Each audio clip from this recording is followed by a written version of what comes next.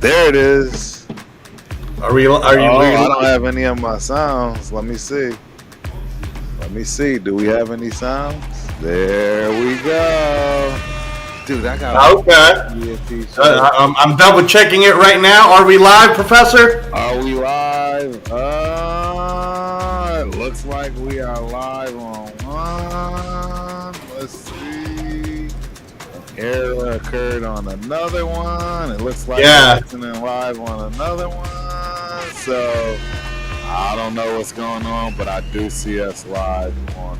Maybe we're live on Ultimate Raider Fan, right? Trying to go on there, but that's where I see it. Yeah, I'm trying to go on the knockout canvas right now, and it's not.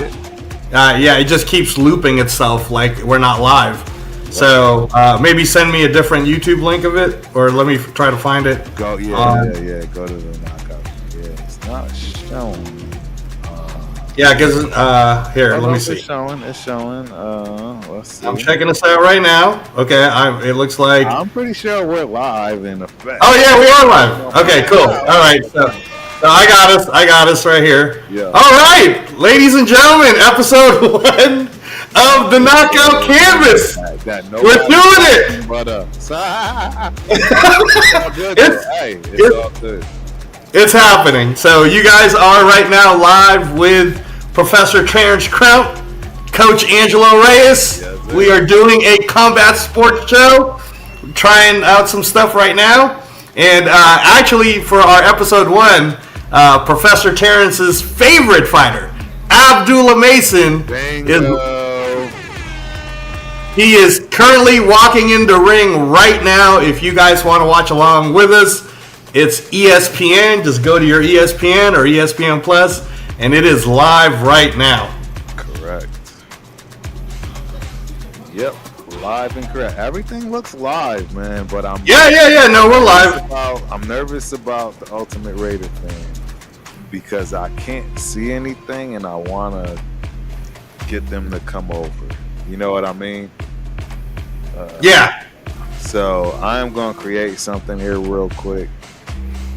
Yeah. No, take your time. I'm gonna go get this shirt off my back because I want a real different shirt. Don't worry about what I'm talking about outside, But yeah, hook it up. I'll be right back.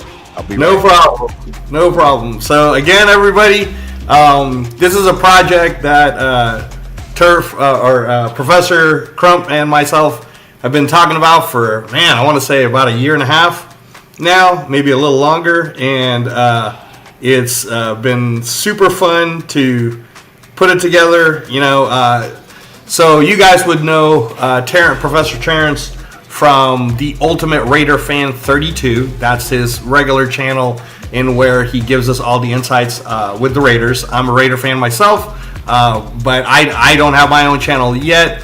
You guys probably have seen me in some of the other people's different shows like Captain Jack Rackham or Protect the Shield. And this is a project that me and Professor Terence have been talking about forever. Because for you guys who may not know, and we'll talk about this some more a little later, but Professor Terence is a black belt in Jiu-Jitsu. And it's something that he doesn't like to brag about, but he actually is a professor level in that. And and we both have a passion for martial arts and combat sports and everything of the sorts. We're gonna have special guests coming in, but we really just want to launch episode 1. We've been trying to do it now this year, and we figured, hey, why not with his favorite fighter? So Abdullah Mason is 135 pounds. He's currently number 2 ranked in the world at 135, and he is on ESPN right now. So if you guys want to put your TVs on ESPN or ESPN Plus and you want to watch it along with me and Professor Terence Crump, then please go ahead and do so. And we are just going to be watching this and having fun with it and kind of playing with the kinks of the channel.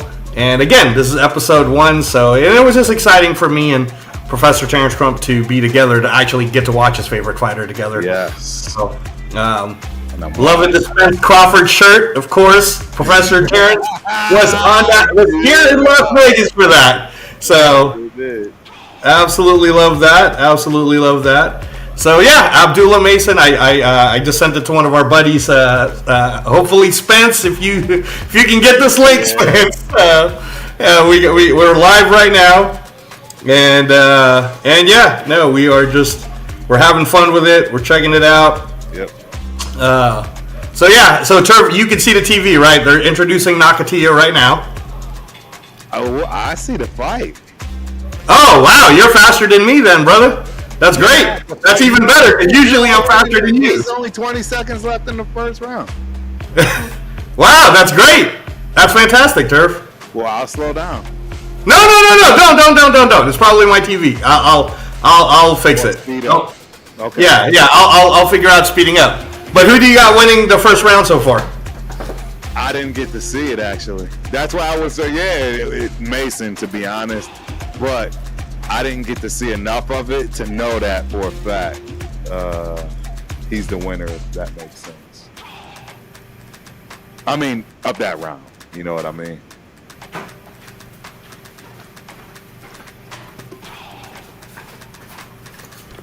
Yeah, I'm going to catch up to you right now because what I'm going to do is I'm going to run it on my phone, which I think has a faster. Okay. And what I'm doing right now is I'm putting it up on the knockout canvas. Sweet. For Instagram. Hopefully. Nice. Yeah, I'm trying. I don't know if it'll work, but we're going to find out here in a second. Yes, sir. Yes, sir. Paste. Okay. Instagram. Let's see. We should be looking to try to get that going. I want to get it everywhere I can possibly. There it is. We are live on the knockout canvas. Yeah. By way of Instagram. I need Facebook too. I don't know if I do have Facebook. Yeah, you got it all. We got the Instagram, we got the Facebook. So yeah, I'm definitely seeing it right now. Turf, it is. Let me make sure with my glasses. Round 2. Yes. Round 2, and I'm at the 238 mark. Bingo. Perfect. Okay. Perfect. Sweet. So Abdullah Mason's doing his thing, as you can see. For you guys who don't know, Abdullah Mason is the one wearing the teal colors right now. And Nakatia is a very, very good opponent. He has fought Shakur Stevenson, who's currently the WBC 135 champion, and also fought Raymond Murataya, who is the current 135, 135 IBF champion. Yeah. Right. So this is a test for the young man, 20 years old. 100%. This is a test. This ain't no easy fight. Oh, not at all. The 20-year-old Abdullah Mason just doing his thing right now. He looks good, Turf. He looks really good. I agree. I like what I saw in the first round. I like what I see in the second round. He's a young fighter, man. So he gets impatient. He does a lot of young fighter stuff that gets him in trouble, and that's where I get nervous. But I'm not, you know what I mean? I expect those things to simmer down. You know what I mean? Yeah. I mean, like right there, you just saw he swung that backhand left, right? But it was a little wilder. But you can see he's starting to control it. And what I've liked so far in the first 5 minutes of him controlling the fight is he's really establishing that educated jab we always talk about. Correct. Yeah. 100%. And he's throwing it everywhere. It's not just head; his body is everywhere. It's exactly. He's making sure he's keeping them guessing. Right. During the fight, you can't do. Yeah, you have to keep people guessing. Yes, sir. Yes, sir. Hey, FYI, this is a great fight right now. Seriously, this is no. It looks like Abdullah is going to steamroll this dude. None of that stuff. This kid came to fight, man. Don't get me wrong. I mean, Mason's looking good. Yeah, no, Mason's winning for sure, but yeah, you can't get You Thriller. can tell that this kid understands if this is how the fight's gonna go all 12 rounds, I need to start throwing elbows. Right. I'm not gonna make it. You can see And that. see, Nakatia almost caught him right there. Yep. You can see that almost already. Yeah, this is definitely what we would call a step up. Like this is 100%. us showcasing Abdullah Mason as the nationally televised main event for the first time in his career. He's only 20 years old, and if you guys are wondering or listening or maybe watching us on a replay, the reason why we're both so excited about Abdullah Mason is he's really, when we see this kid, he's going to be the next Oscar de la Hoya, Sugar Ray Leonard type. The next somebody. He's gonna be and we just and the kid is not afraid to fight anywhere. In fact, after this fight, should he win, he will have an opportunity now to win the vacant WBO 135 championship against the number one contender, which is Sam Noakes of the UK. And Abdullah Mason has already said he would be more than happy to go to the UK and fight in front of 60,000 people in a stadium, which we love. We love that type of fighters.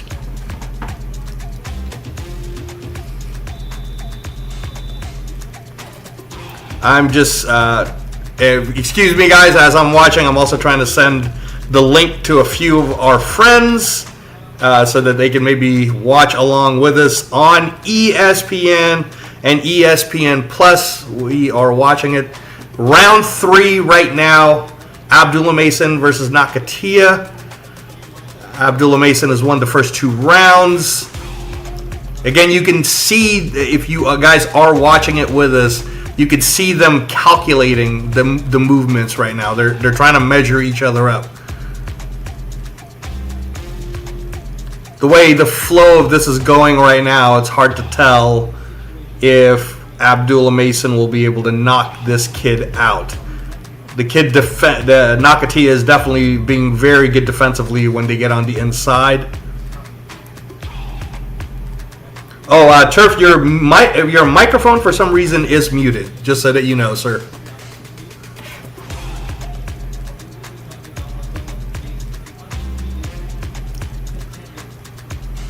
Don't know why it was muted, but it was muted. Couldn't hear anything you were saying. Again, to the audience who can hear me, Abdullah Mason right now is pressing the action. Very tactical. He's going up and down, body head, shaking his arms off a little bit. Yep, I still can't hear you. You are still on mute.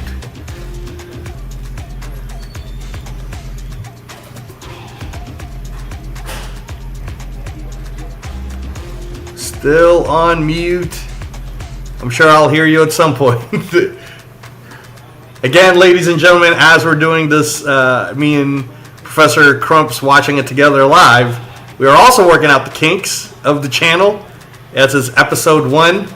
You can see him right now watching it in his beautiful big screen on the wall. I wish I could hear him, but I still can't right now, ladies and gentlemen. I don't know if you guys all can. I don't think you can.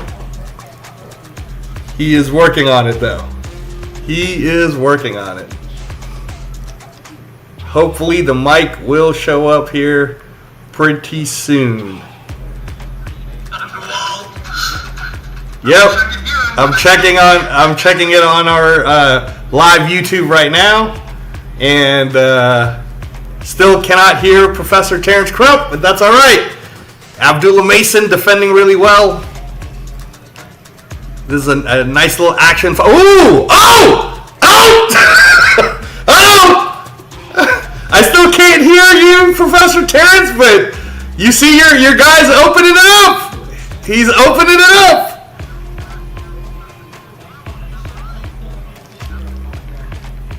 Maybe Professor Terence Crump's microphone got dislodged through the excitement of Abdullah Mason opening it up in round 4. It's a commercial break right now on ESPN if you guys are watching it live with us also.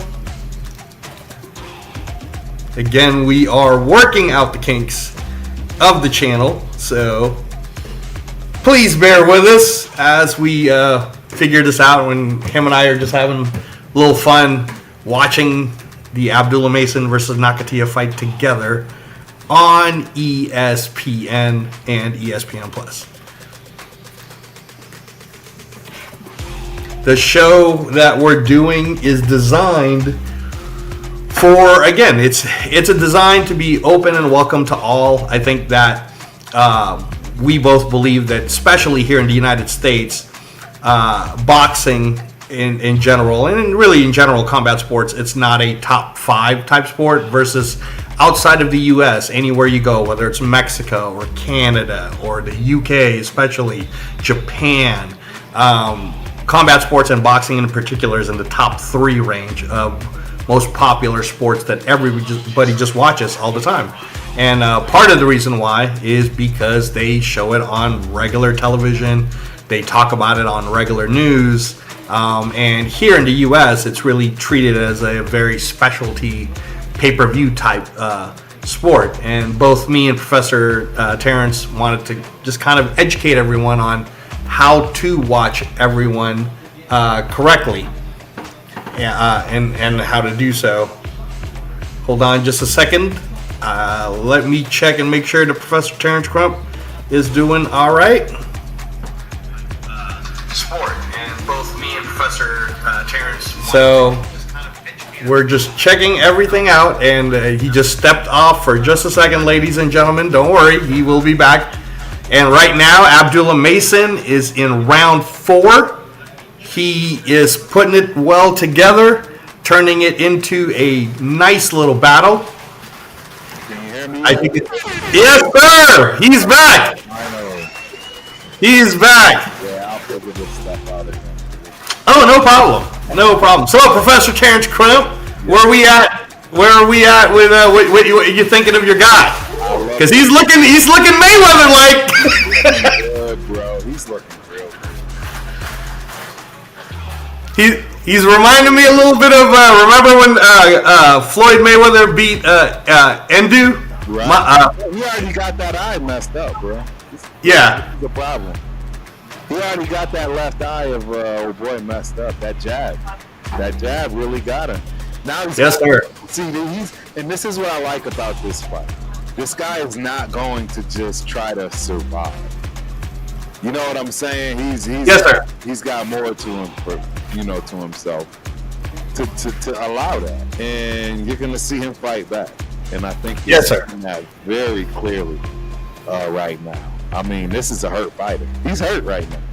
Oh, I mean, his eyes bleeding, like you said. He's shutting down. It was the 4th round. Yeah. Yes. This is the problem for him. This is why you see the power he's throwing with right now. And it's sniper shots. Yeah. Right, Professor Terence Crump? It's sniper shots. It's not like big looping bombs. He's throwing them like snipers. Yes. No, they're legit shots. Like it's a legit fight. Again, ladies and gentlemen, if you're joining us right now, this is the Knockout Canvas. Me and Professor Terence Crump are watching the Abdullah Mason versus Nakatia fight live right now, happening on ESPN and ESPN Plus. If you guys want to tune in, it's free, 100% free. If you are on the Ultimate Raider Fan 32 channel, please move over to the Knockout Canvas. You should be able to find it. I'm going to put it up here on the screen here in a second. Please, if you are watching on the Ultimate Raider Fan, I see a few people watching. Move over to the Knockout Canvas. Please. Knockout Canvas, all one word. I'm going to get it up here in a minute. I'm going to let Angelo continue to the, commentate and so forth, and try to get things moving from that respect. So. Yes, sir. Yes, sir. And we again, as I was saying earlier, the reason why, and this is a project that we've been trying to put together, as I was telling you guys earlier on the show, for almost 2 years now, and we just now finally got it to a point where we're like, let's do it. Let's do it on the day that your favorite fighter, Abdullah Mason, is becoming the main event for the first time in his He's only 20 years old. This young man is 20 years old. He's fighting on free national TV right now as the ranked number 2 135 fighter in the world. So very exciting times.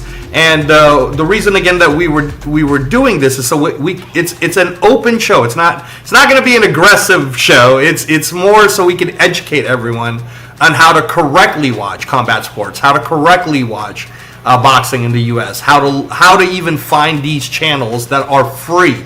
Because believe it or not, ladies and gentlemen, combat sports in America is not pay-per-view. You can literally watch it for free in so many different streaming services.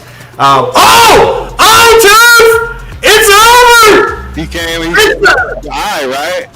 It's the eye. Yeah, the doctor came in and said, "Ladies and gentlemen, winner by knockout, Abdullah Mason stopped his opponent the same way Muhammad Ali stopped Sonny Liston back in 1966."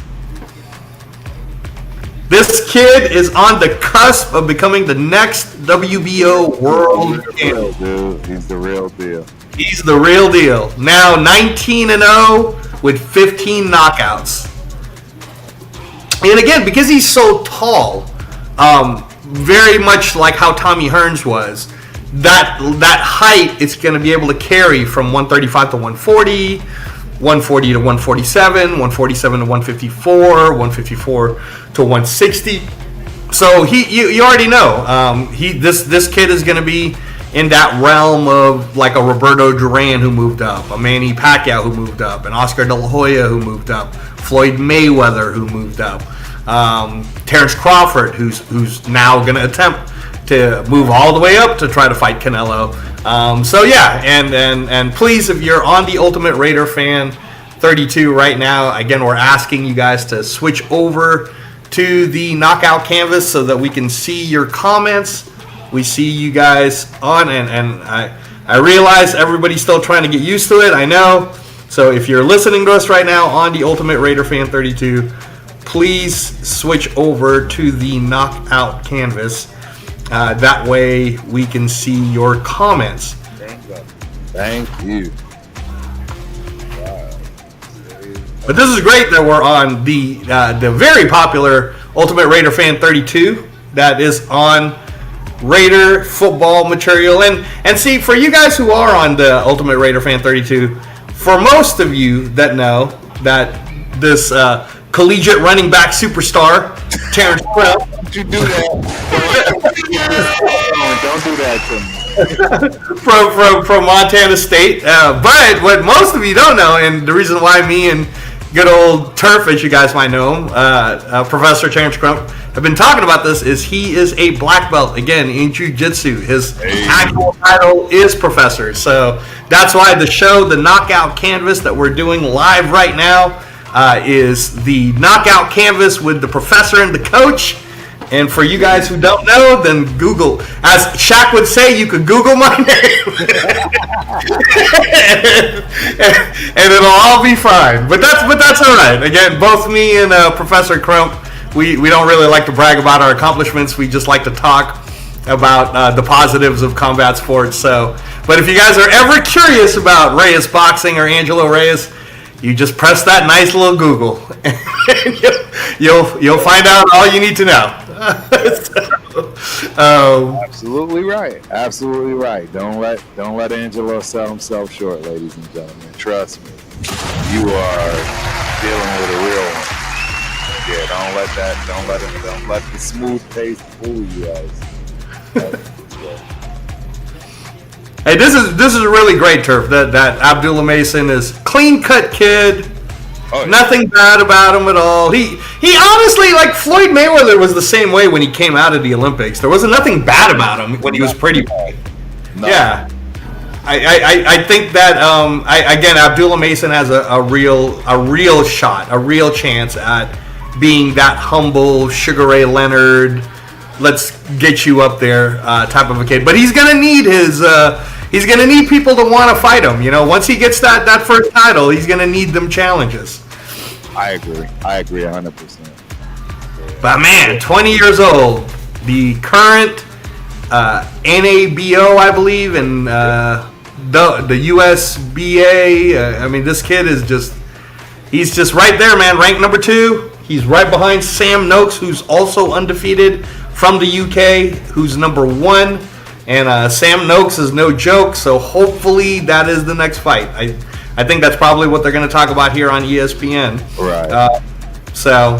But yeah, really exciting, Turf. Really exciting for us to see that. And you saw, like, earlier today, we saw Kelvin Davis, Keyshawn Davis's brother, get that fight. He loses in front of the Norfolk, Virginia crowd. Which, by the way, when you and I were growing up, we were more used to these kind of localized grassroots shows that people can get behind Aaron Pryor. They can get behind Sugar Ray Leonard, right? So it's nice to see Top Rank Boxing with Bob Arum, who's been promoting forever. He's literally 93, and he promoted just about everyone in the U.S. It's nice to see that this was in Norfolk, Virginia, in front of 10,000 people. What do you think about that, Turf? Because I've never been to Norfolk, Virginia. What's hilarious, man? It's not hilarious, but I literally just left Norfolk. In fact, for my dad's services and stuff, we flew into Norfolk as far as my family. It's about an hour away from Richmond. There's something special about Virginia just in general for athletes that people don't understand or know. You're talking some of the best ones to ever do it. Absolutely. Allen Iverson. Boo! Michael Vick. Boo! Like, dude. Pernell Whitaker. Boo! Pernell Whitaker is probably the most famous boxer to come out of this league. And rightfully so. I mean, he's damn sure one of my favorite fighters of all time. Oh, my goodness. He changed the game, Turf. He changed the game. He's like Pernell Whitaker, honestly, guys, if you are in me and Professor Crump's age group, you would understand him kind of like how when Allen Iverson first came out, and then he was doing all those tricks, and then he did the commercial where he spun, and then he put the thing behind his back, and then all the kids started practicing it. Pernell Whitaker to us was that guy where he would do all of these moves in the ring, and he would shimmy and shake and dance and put his hands behind his back. So guys, like, if you grew up in the 90s and the Roy Jones era and you thought Roy Jones created to put the hand behind the back before you knock someone out, you guys might want to watch a whole bunch of Pernell Whitaker, because he was doing that all the time. Bingo. Yep, I agree. So no, Virginia, the Turf, like you said, it's something in the water. There's something in the water in Virginia. Something in the water. Yeah, I believe Lamont Roach, who's fighting Terence Crawford. I'm sorry, Lamont Roach is fighting Tank Davis, Gervonta Tank Davis, August 16th. I think he's from Virginia also, I believe, or in that area. I guess it's, what do you call that area, Turf? That D.C., Virginia. Well, I know D.C. is the District of Columbia. No, you're right. I said that out loud. I didn't mean to say that. Right. But you know what I'm saying, right? Like in New York, they call it like the tri-state triangle or something like that. New York and Massachusetts is considered, Pennsylvania is considered the tri-state. Right. And then New England is considered, right? Maine, Connecticut, I want to say, obviously Mass, everything, including New York, I think is considered. But I could be wrong, guys. Don't quote me on that stuff. No, but again, for tonight, we want to watch the Abdullah Mason fight together. We want to talk about all the different fights you guys can see for free this weekend. There was one that Professor Terence Crump missed this morning, which I'm really sad about. I sent him the highlight, but it was on DAZN. If you guys want to get the clip of it, feel free to follow me at Reyes Boxing on Instagram, or follow the Knockout Canvas on Instagram, and we will send it to you. But the Justice Hooney versus Fabio Wardley heavyweight fight for the WBA Interim World Championship happened this afternoon. Burner. Oh my goodness, guys! And I want to ask you this, because I've always wanted to ask you this on a live show, but What do you think it is about the fact that we are in a state of heavyweight boxing right now that's been better than we've seen it since, I want to say, even the 80s. But unfortunately, all these great heavyweights, none of them are American. So what do you think about that, Turf? That none of them are U.S. based, because we used to control it. We used to be the best at heavyweight boxing, and now we're the worst at heavyweight boxing. We are. So first off, it doesn't shock me that it's my guy. Let me look. Oh, I don't have it set up, but don't worry, because we're gonna get this set up right now. Right? Okay. Yeah, we're getting this set up right now. Hold on. Copy that link. Hold on. We're going to get this set up. No problem. I'm just listening to Abdullah Mason right now, being a very eloquent speaker. Yeah, unbelievable that this kid is 20 years old, man. I'm really impressed with him. He didn't even go to college. That's impressive. Very impressive. Yeah, he's smiles. Very religious, smiles, no bad words coming out of his mouth. He's very, very sellable, this kid. Very sellable. Right. Oh, 100%. All right. Let me see. Let me see if this worked out. So, to you guys who are just listening to us right now on the Knockout Canvas, or if you're still on the Ultimate Raider Fan 32, we're asking you to switch over to the Knockout Canvas, the new show format with the professor and the coach talking all combat sports today as we're watching a live event. And I got it up. It doesn't shock me at all that our first comment comes from yours truly, BTS. Protect this shit. Oh, thank you, Chris. Thank you, Chris. Chris is really good, ladies and gentlemen. If you're listening to this on a replay or if you're watching us live, at betting, he makes a lot of money betting, this guy. And every once in a while, me and Professor Crump will try to give him a little nugget. You know, and we're not always right, but, you know, we give him at least the logic of why we're thinking a certain way. Right.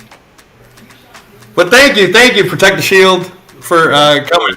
Yeah, coming through. Appreciate you for, watching the show, man. While we work out these kinks, because there are some kinks. I'm not going to lie to y'all. So, Chris, the question I was asking Professor Terence Crump here was that we've been in a great state of heavyweight boxing now over the last 2.5 years. It's been better than it's ever been probably since the 80s. And the problem is there's literally none of them are United States boxing stars. No. So I asked him, why does he think we don't have any USA heavyweight? Because Abdullah Mason's 20 years old. Right. You just saw him right now on ESPN. 20-year-old kid, amazing. He just put on a performance, knockout after the 4th, and he's a star. But mainstream media, they don't really want to push a kid like this. But if Abdullah Mason was a heavyweight, if Abdullah Mason was 250 or 230, or this nationally televised show on ESPN would be all over. Stephen A. Smith would be talking about it every day. Right. You know, right. So again, Professor Terence, why, in your opinion, do you believe that we really have not developed any USA boxing heavyweight superstars since, it's been since the 90s? Right. It's the other sports, unfortunately. I'm just going to be honest and upfront. It's, I'm very transparent. All the other sports, they're more sexy. They give you more money. It's less abuse, if you will. It's more reliance on other than yourself, so you have outlets, right? Like, there's just a lot going on, man. And then just those size people, they don't want to get punched in the face. I just wouldn't. Well, you played with those size people. I mean, you had guys that were like 6'6" blocking for you. They fold like a tent. Yep, I'm saying it loud and clear and up front and close and personal. They fold like a tent the minute you give them something to fold for. and that's just what it is. See, and that's the thing. This is where I'll start to get a little grimy, guys. I'm gonna give y'all look. This is the fight game is very different than football or any other sport. We make it nice and fluffy, but I'm gonna let y'all know right now. When you walk into a gym, it's nasty. Ain't no fluffy. Ain't no. You're not gonna hear nice words. There's no hi, how you doing today? No. That's just not the fight game, ladies and gentlemen. And that's why we're here to bring that truth to you, right? Across the board, because it's any combat sport. It's just a filth mongrel machine that you gotta have that chip and something in you to do it. I don't know any other. I don't know how to explain it. Yeah, you're definitely not. We'll put it to you this way: you don't see a lot of college kids wanting to just wake up one morning and be like, you know what? I think I'm going to get into boxing. Punch in the face tonight. Right. We were just talking earlier about how kids like Abdullah Mason or Gervonta Tank Davis. I mean, they're not coming from there. I mean, Gervonta Tank Davis, for example, is from the mean streets of Baltimore. Jeez. And we're talking like people getting shot streets of Baltimore. So, and it was the local police athletic league gym that he started training at as a kid that he had to come from in order for him to be where he's at now. And this is the same story for Floyd Mayweather from Michigan, right? Like same thing. Like, and again, when we go just across the board, man, it's not. I mean, Joe Frazier didn't grow up in a collegiate background. You know what I mean? Like, so just like you said, but why do? But even still, though, you played, high level college football. Why do you think, though, that even in Montana State, I'm sure that you played with big guys who didn't exactly come from the greatest neighborhoods? Why wouldn't they have gravitated towards boxing even during your time? It's too hard. It's too hard. It's too hard. I'm telling you. I'd rather go through 2-a-days, whatever you throw at me from the term of a football game. And no matter what, I'm any of it, 2-a-days. The leading up throughout the week, it doesn't matter. Training camp, none of that compares to training for a fight, ladies and gentlemen. I've been fortunate to train for jiu-jitsu matches, which also ain't no fun. Oh, it ain't no fun. Not at all. This game that don't cut weight. And right. If you understand and know the word, those two words, cut weight, you already get it and know it's not fun. It's not an easy situation. And the bottom line, man, is there's easier ways out. I don't know any other way to say it. Fighting is exactly what it's the meaning of it's fighting. Right. People don't have it in them, man. They just don't have it in them. And I guess if you're in that size group, right? If we're already saying you're growing up and you're in high school and you're 6'1", 6 foot, or you look like you're going to be 6'2", they're trying to push you for what? Basketball? Yeah. Baseball? Football? Yeah. Then nobody's saying go to the local pal and learn how to box? Nope. Because if you think about it, right? You and I, when we were growing up, I mean, we got to watch. Even in the later years, right? So pre-Tyson, and Mike Tyson, obviously, from 1985 to the mid-90s was so dominant. But let's not forget, man, I mean, Buster Douglas did beat him, and he was quite good. Evander Holyfield, let's not forget about that guy. I mean, Evander Holyfield, ladies and gentlemen, was in the greatest I'm trying to think of any better team. I can't. But the greatest Olympic boxing team ever. And Evander was the one who got the bronze medal. Yes. Everyone else got the gold. and Virgil Hill got the silver. So, and again, you'll know that when you're watching the Knockout Canvas, both me and Professor Terence here will be giving a lot of historical lessons because our whole goal is to bring you into boxing. And all of it. We believe that once you get the bug for how to understand, how to watch fight sports, you're just going to fall in love with it. Because that's what happens. You just, once you fall in love with it, then you're just hooked. You know? Completely. 100%. I'm really happy for my guy tonight. I thought Abdullah Mason did 100% exactly what you want to see. Right? Young prospect, when given the opportunity to be put on stage at the last minute. Last minute? No nerves at all. Wasn't even nervous about it. He was saying, I prepared for this. This is what I was preparing for. Nationally televised. Like, you're 20. Imagine again when you were 20. Any of you guys who are listening to the Knockout Canvas right now. When you were 20 years old, and then somebody told you, I don't know, like half a day before that morning you wake up, hey, by the way, man, millions of people are going to be watching you on national television in the United States, and a bunch of them are going to watch it on replay. Right. You know, especially now. I mean, you have a young son. I have a young son. I don't know necessarily if they would be up for it. You know, they would certainly be nervous, for sure. But this kid showed no nervousness at all. It was like zero. He showed zero. Very impressive. Very impressive. Yeah. Now, for you guys who are just watching the show right now and you're not quite up to date with the state of boxing, Keyshawn Davis, who was the WBO 135 champion, and I'm going to get Professor Terence's take on this here in just a second, ladies and gentlemen, but, silver medalist, first of all. Silver medalist, fought for the United States.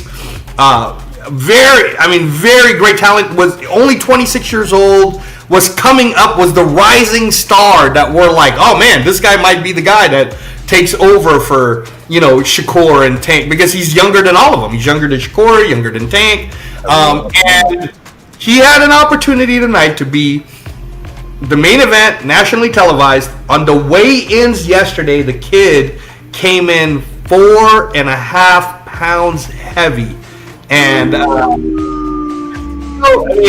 again, for you guys who are curious or want to Google search what I used to do, for me personally, Professor Terence, as you know, I was in the industry, got to work with some of the greats like Freddie Roach and Roger Mayweather and whatnot.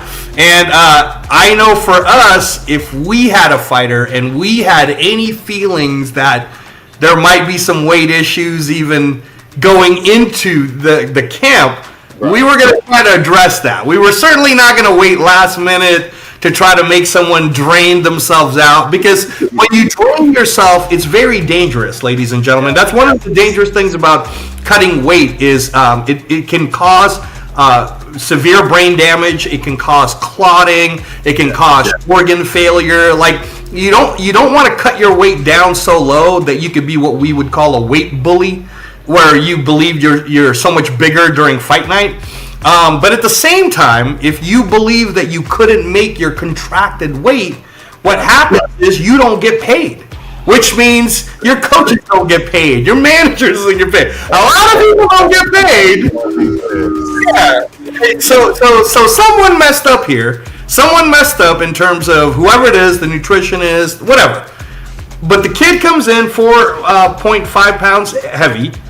Then he tries to renegotiate with Edwin De Los Santos, who had originally fought for the WBC 135, and that's how Shakur Stevenson became the WBC 135 champion. I'm sorry.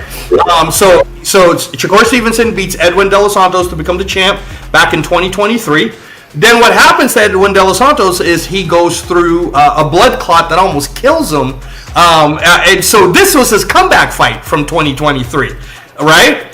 So here he is. He shows up. He weighs in, Professor Terence. He's ready to go. He's ready to fight for the title. He does everything right. And his opponent, Keyshawn Davis, completely screws it up. I want to give a shout out to Bob Arum and Top Rank and the rest of the team for doing the right thing. They gave him he gave him the full purse of $400,000. So yes, Edwin Santos got paid almost $500,000 to not fight, which is fine. He deserved that money. He trained, he did everything right. And Keyshawn Davis, just you don't get paid, man. You don't get paid. So, but what do you think overall? Like, if that happened to you in a jiu-jitsu tournament, let's say, right? What do you think overall? And the funny thing, this stuff does happen. It happens all the time, and it's unfortunate, man. I mean, the bottom line is you put in everything for these fights.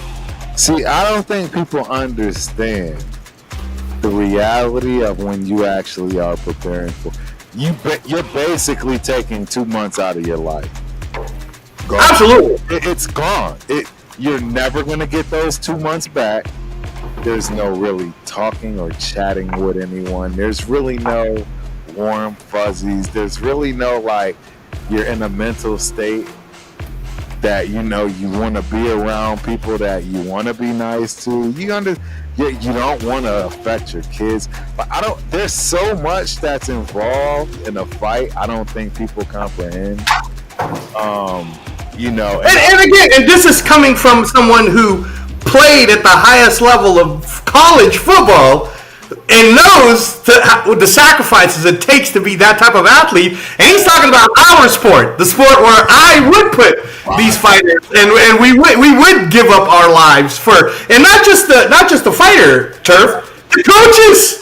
Right. The coaches aren't seeing their families for 2 months. I'm telling you right now. So you guys are going to hear this story over and over and over and over and over again.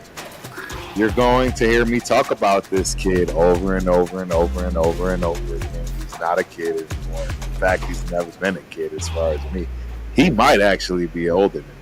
I think I might have him. I think he is older than you. I think he's older than you, Turf. You're referring to? Yes. I'm referring to a person that honestly, if there was anybody walking this planet Earth, where you would have never thought in a million years.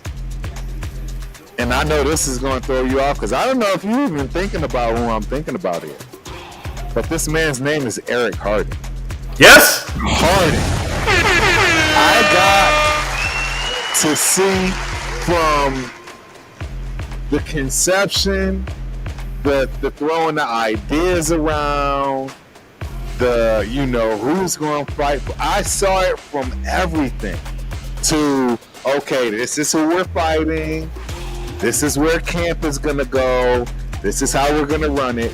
I was very fortunate to live with Eric Harding during his visit to Glasgow. I want to say it was NABF. It was for a title fight. It was a title fight. And what I can tell y'all is I wouldn't wish that on anybody's worst enemy. I'm talking whether you're the child of the dad training for this fight, whether you're the wife of this guy training for this fight, whether you're his best homeboy. Nobody wants to deal with this man because he's getting himself literally ready to go to war, to death. To death. There is no such thing as playing around in this. I mean, and like Angelo said, it trickles all the way down, man, because guess what, ladies and gentlemen? Trainers don't get paid. Trainers don't eat if fighters don't win. Managers don't get paid. Even if they win, they don't get paid. They get screwed. Amen to that, brother. Amen to that. There's a lot. There's so much in the fight game, which is why you see it the way you see it. There's a reason why people choose baseball, basketball, all these other sports, man, because at the end of the day, and this is, I think, the biggest part of it that you won't see, You won't see guys turn to this. It's because it all falls on you. You can't blame your trainer. You can't blame your coach. You can't blame your wife. You can't blame your kid. You gotta look at yourself in the mirror for that fight, no matter how it goes.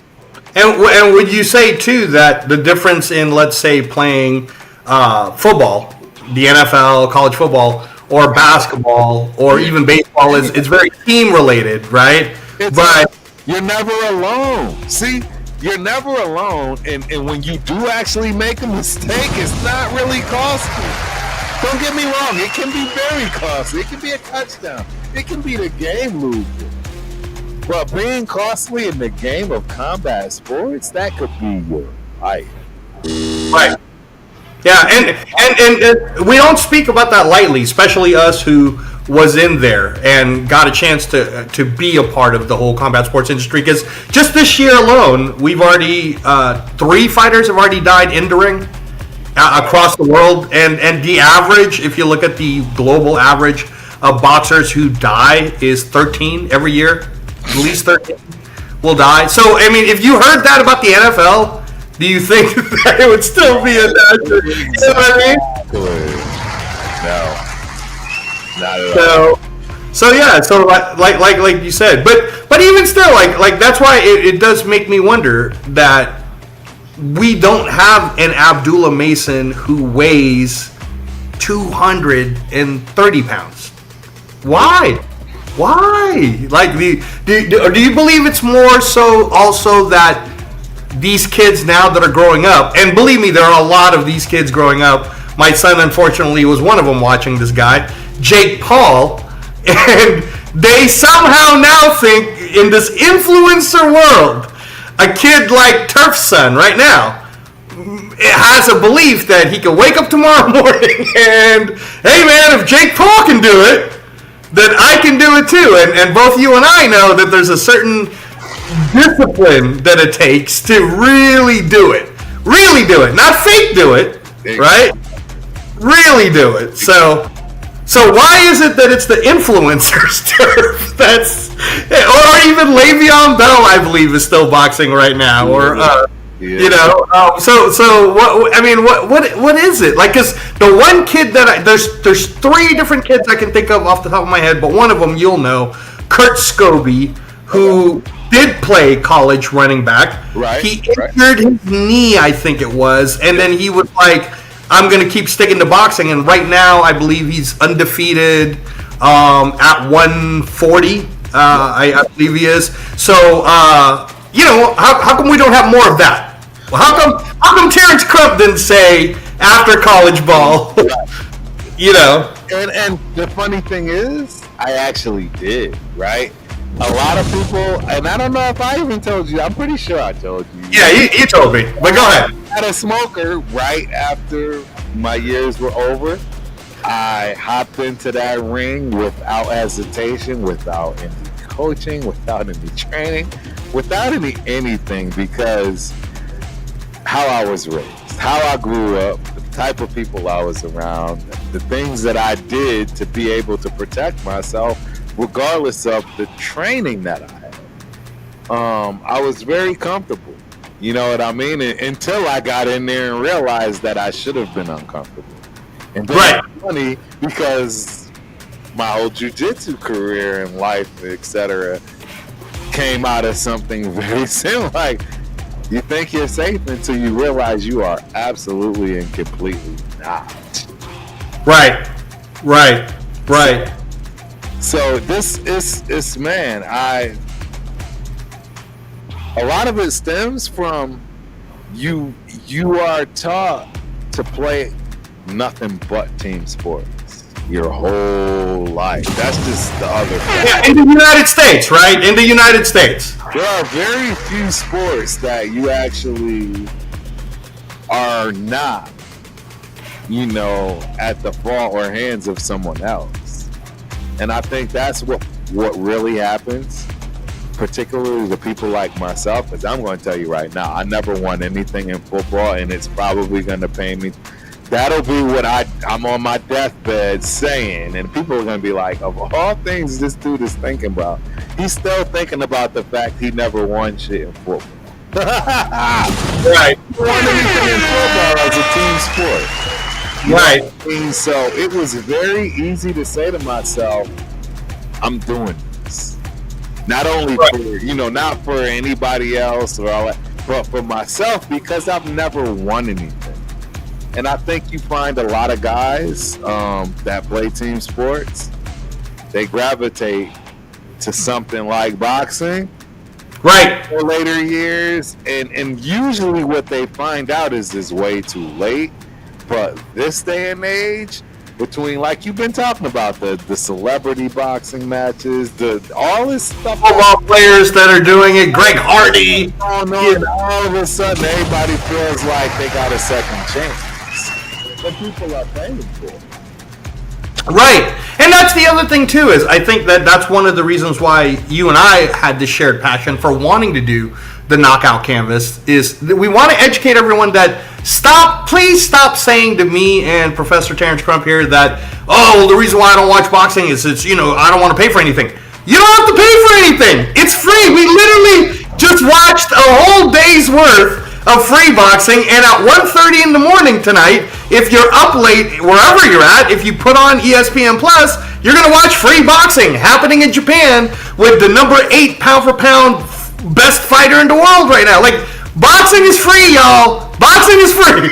MMA, actually, you have to pay more money for MMA because they do the $80 pay-per-views. It's part of their rotation. They do 12 of them a year. So you have to pay for those. And here's the thing for the majority of you who probably have some kind of a box. I know Chris has a box and whatnot. You don't even have to pay. You just all you have to do is watch boxing. Because the honest truth is, me and Terence here, we grew up at a time where we turned on Channel 7 or whatever channel it was when you were growing up, ABC Wild World of Sports, and boxing was free. Not only was it free, it was like for you guys, here's a fun thing for our episode 1, because again, we're going to bring up a lot of history. Did you know, I don't know if you even knew this, but I sent you the clip a while back. Professor Terence, did you know that the Monday Night Football, right? It was originally for boxing. It was the music for the opening of ABC's boxing, and football took it. But that was the opening. I remember hearing freaking goddamn Sugar Ray Leonard come out to that. Yes.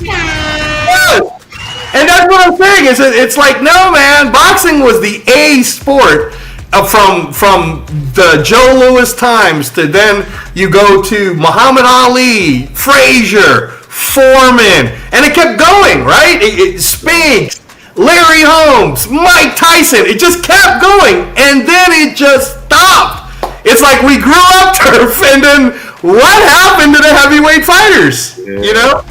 No, I agree. I mean, again, like I said, there's so much going on. It's the other sports. It's the boxing is brutal. It's brutal. It's the hardest thing I've done outside of any other sport. Oh yeah, no, 100%. There's not anyone that have been put through the training that doesn't understand that you have to truly. You can hate the training part of it, but in all honesty, if you have caught and got addicted to the boxing sport and then you were able to do it or train it or perform it, it's very addicting because you feel like if you don't complete the training, then you're a failure. Correct. Right? So then you push yourself to the brink. Which is why it makes your body. Stuart Schwaggart, who we both know, Turf, he's told me. Hey, Later, third round picked by Al Davis. But Stu has told me repeatedly that the worst and hardest training he's ever had, football, whatever, track, doesn't matter, is when he was training at the boxing gym with the professional fighters to cut his weight, to get his slimmer, and he got himself slimmer, but he said it was like hell going through all those drills, all that running, all the jump rope, and it's no fun. Which is why when you see two fighters finally get in the ring at that high level, like Abdullah Mason versus Nakatali tonight, right? If you got a chance to watch it, or you want to watch the replay on ESPN or ESPN Plus, trust me and Professor Crump when we tell you guys, Nakatali didn't wake up from the couch. He trained 2 months to get knocked out in 4 rounds. You hit it on the thing, bro. He trained. And see, that's the thing that people don't want to hear, see, understand. Now, this man literally put his life on hold for this fight, I'm telling you. And he lost. Yeah.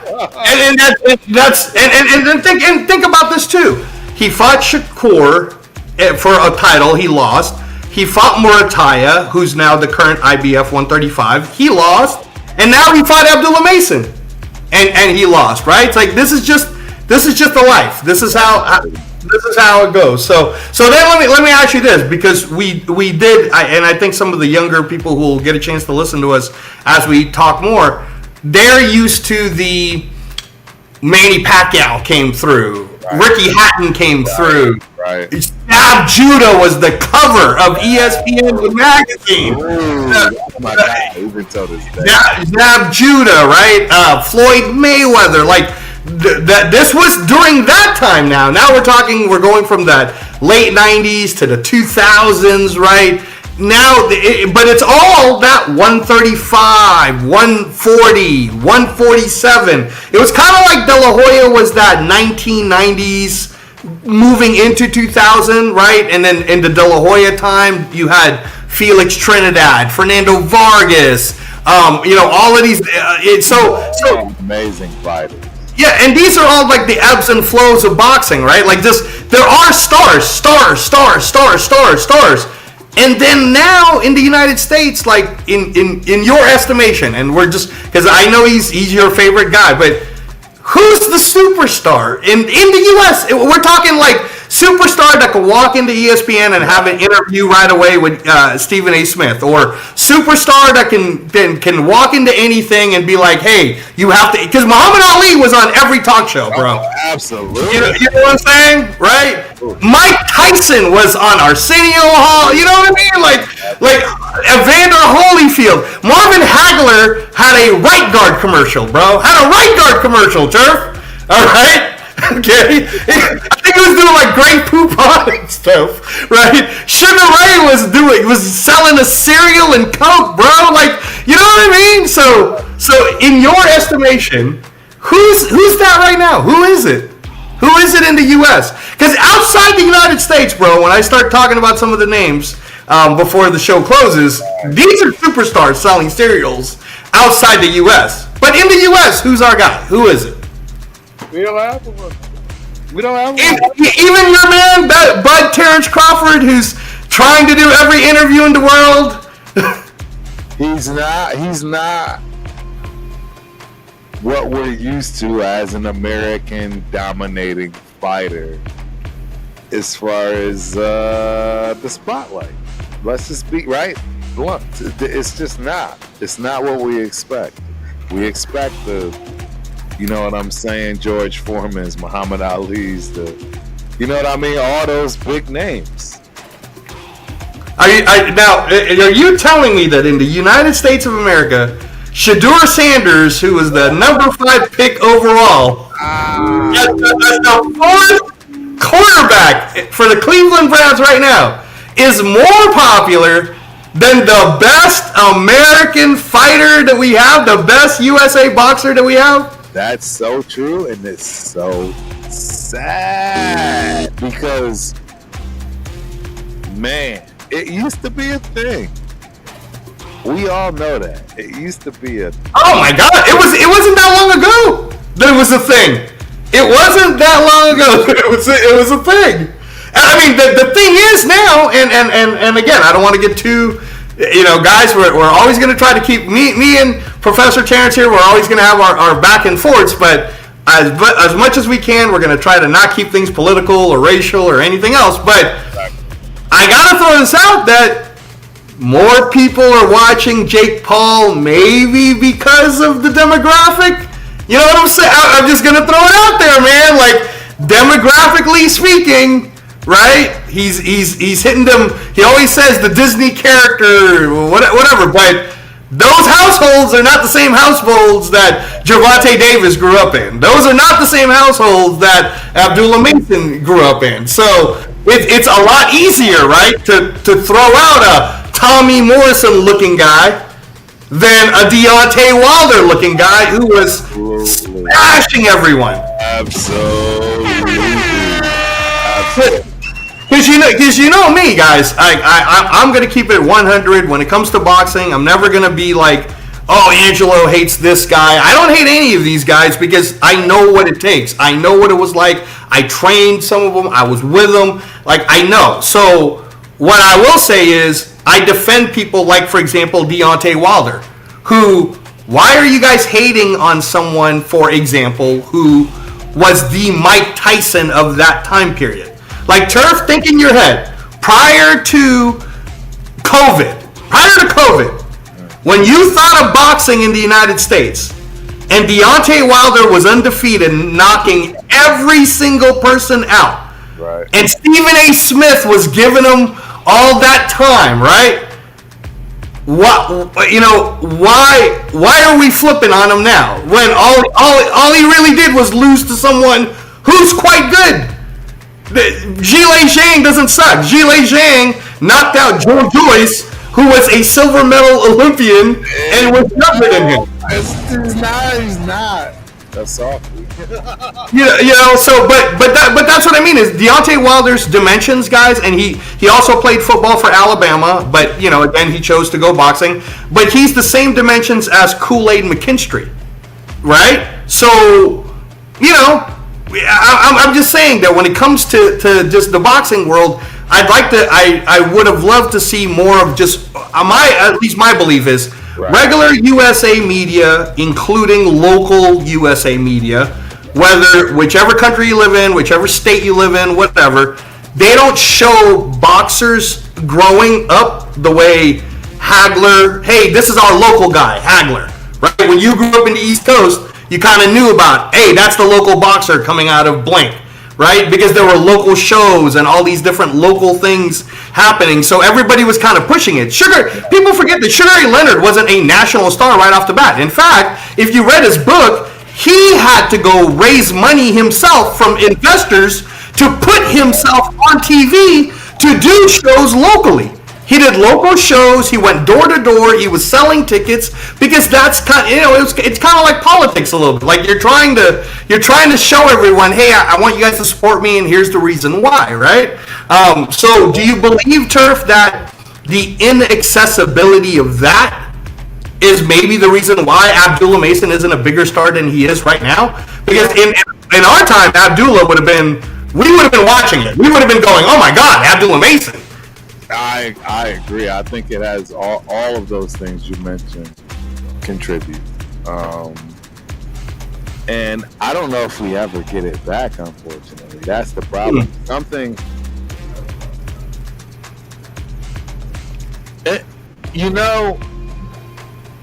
at some point there will be the individual switch. Okay. I'm calling it out right here, right now. For whatever reason, whatever epiphany I just had, something just called out to me that, hey, history repeats itself. Yep. Everybody's gonna come around. And the bottom line is, the reality is, there will be people that take this route. Again, they're not taking this route now. See, we know this. The statistics. See, and that's the thing. You can't lie to yourself, I guess. All those things. But Angelo and I both know why the numbers are saying what the numbers say. But I think you have a real strong possibility of people getting back to that individualism. That I can do this all by myself. I can do bad all by myself, right? Like, I think you're going to see that, and I think that's an ebb and flow that got disrupted based on the times today, because we'd seen that ebb and flow up until, I would say, even after my childhood. Am I wrong? Right. How do you feel about that? Yeah. No, absolutely. And it's everything is cyclical, because I've been telling you 2 years ago when we were talking about it, I said, trust me, man, it'll take up close to 5 years. Right. But when we hit that, we're about 3 years away now. But by the time we get to the 2028 Olympics in Los Angeles, where they're gonna show boxing, we're going to have these American superstars like Abdullah Mason, already an established world champion, right? If Shakur is still around, he's gonna be there. But here's one of the statistics that I want you guys to know from the Knockout Canvas here with the coach and the professor, is that if you really want to just learn and understand that boxing is not only a worthwhile sport to support, but in the United States, we have 20 world champions. I was just saying this to a couple of friends of mine the other day, that it makes me sad that we have 20 USA born and raised world boxing champions that are legit. 3 of them happen to be in the top 10 pound for pound. And I could guarantee you, I could look you in the face right now, Professor Terence, and you tell me, honestly, you walk out the door, to Starbucks, right? Can you find someone who will give you at least 5 names? Right. 5 names of current world champions. Yeah. Right? 1 name, let alone 5. But it doesn't make you kind of sad that you know, they'll know who Jake Paul is. Yeah. They'll know who Jake Paul is, but they won't know David Benavidez, Terence Crawford.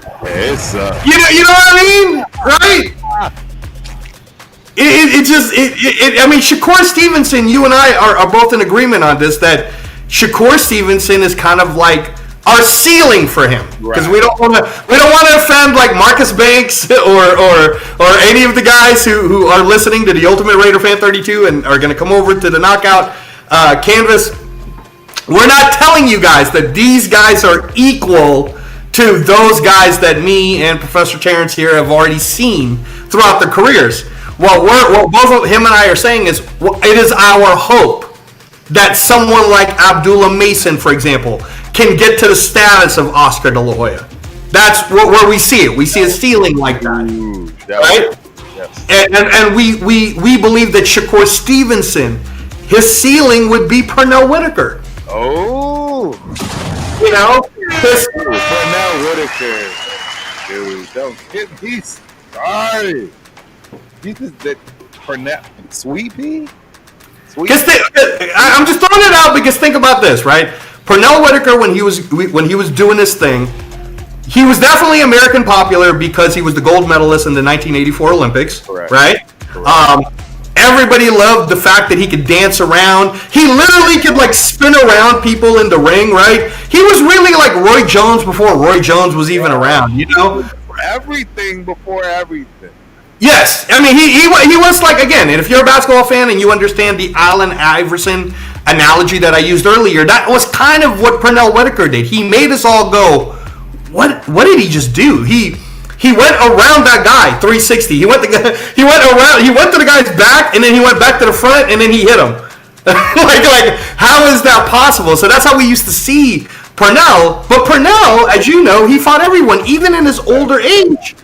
He fought De La Hoya, who I'm sure at one point when we get at that conversation, who really won, De La Hoya or Pernell Whitaker, right? He fought Chavez, who you know I'm going to say, right. I thought Pernell beat him. I thought Pernell Whitaker won, right? But Pernell Whitaker was that guy, right? Was that dude. So you don't believe that Shakur Stevenson at 27 years old right now, by the time he gets to 37 maybe, and he fights all the different people that he's going to fight, you don't think his ceiling? No. So now that you say it from that perspective, yes, I do. But you're talking about Shakur Stevenson. He's literally one of the up and comers. And when I say up and comers, ladies and gentlemen, what I mean up and comers of all time. I don't mean just some dude that was a great fighter. No, he has. You're talking Sleepy. You know, he has the ability to be, if not the best at that weight class, one of them. And that's not said lightly. This is the game of boxing. This is different. I would say, would you say that with Shakur, maybe you're worried about his hands? Because Floyd had the hands problem also. And you know, because he is Floyd-esque, no. But I wouldn't be surprised if, because of his hands, you know, things don't work out the way he expects them to. And when I say that, what I mean is that he wants that limelight. I think Shakur Stevenson really wants to be known not only as a guy that can outbox you, but a guy that can knock you out. For whatever reason. And right. It's just not in this game. Right. He's more Pernell, right? And people forget that one of the great things about Pernell Whitaker was he was amazing at attacking the body. And back in his day, the reason why Pernell Whitaker had so many knockouts also is it was 15 rounds. Yeah. He was working the body for like 8 of them. You were ready to go. Right. So it is. I understand what you're saying there. Do you think that then because Shakur is Floyd-esque, he can't control the market in kind of forcing you to fight him? So is that maybe the reason why you haven't seen him fight a Tank Davis or a... Partially, absolutely. You don't think a lot of people want to fight him? No, hell no. Right? Like who's? Nobody's signing up for that. Right. Nobody's signing up for that unless they have to get the bag. Like, you know what I mean? It has to be mandatory. Right. Which is, by the way, ladies and gentlemen, if you're listening to the Knockout Canvas right now, Shakur Stevenson is fighting his mandatory on July 12th in New York City, July 12th at the Louis Armstrong Stadium. And if you guys don't know what that is where the U.S. Open is held for tennis. So he's fighting in that auditorium. He's the main event. And his mandatory is a guy by the name of William Cepeda, who is currently right now the WBC interim champion at 135. Turf, did you see William Cepeda's fight with Tevin Farmer? I'm just curious. Or I think I did. He won that fight, right? Yes. And you see that he's that relentless kind of, like, he literally reminds you of and I don't want to say this because then like Marcus Banks is going to go, you guys are crazy, you're comparing him to, I'm not comparing William Cepeda to any of these guys. I'm just trying to explain to you a style that William Cepeda is doing. But William Cepeda is very forward moving. I want to throw a lot of punches. So it's kind of like a very Cesar Chavez type style of I'm going to keep coming forward, kind of like what he did with Meldrick Taylor. Keep coming forward, keep throwing as many body shots, keep throwing as many punches as you can. Right. So that fight is happening. Do you believe that Shakur is just going to roll him? Or do you think, kind of like what happened to Floyd, and people forget this, Floyd Mayweather's first official knockdown in his career is when he broke his hand hitting Carlos Hernandez, and then he had to take a knee. So it wasn't even Floyd getting punched. The pain of his hand shattering was so bad, he had to take a knee.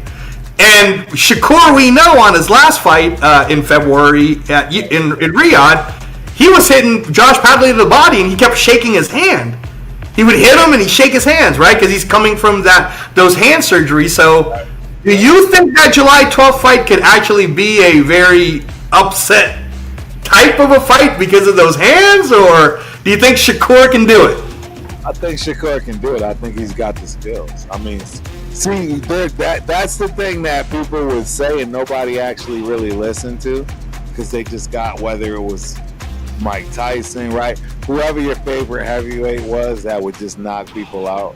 But the truth is, the saying has always been true and held true from the jump, from day one.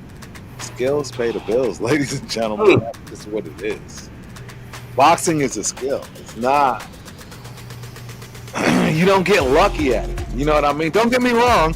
Yes, you can have a lucky punch, right?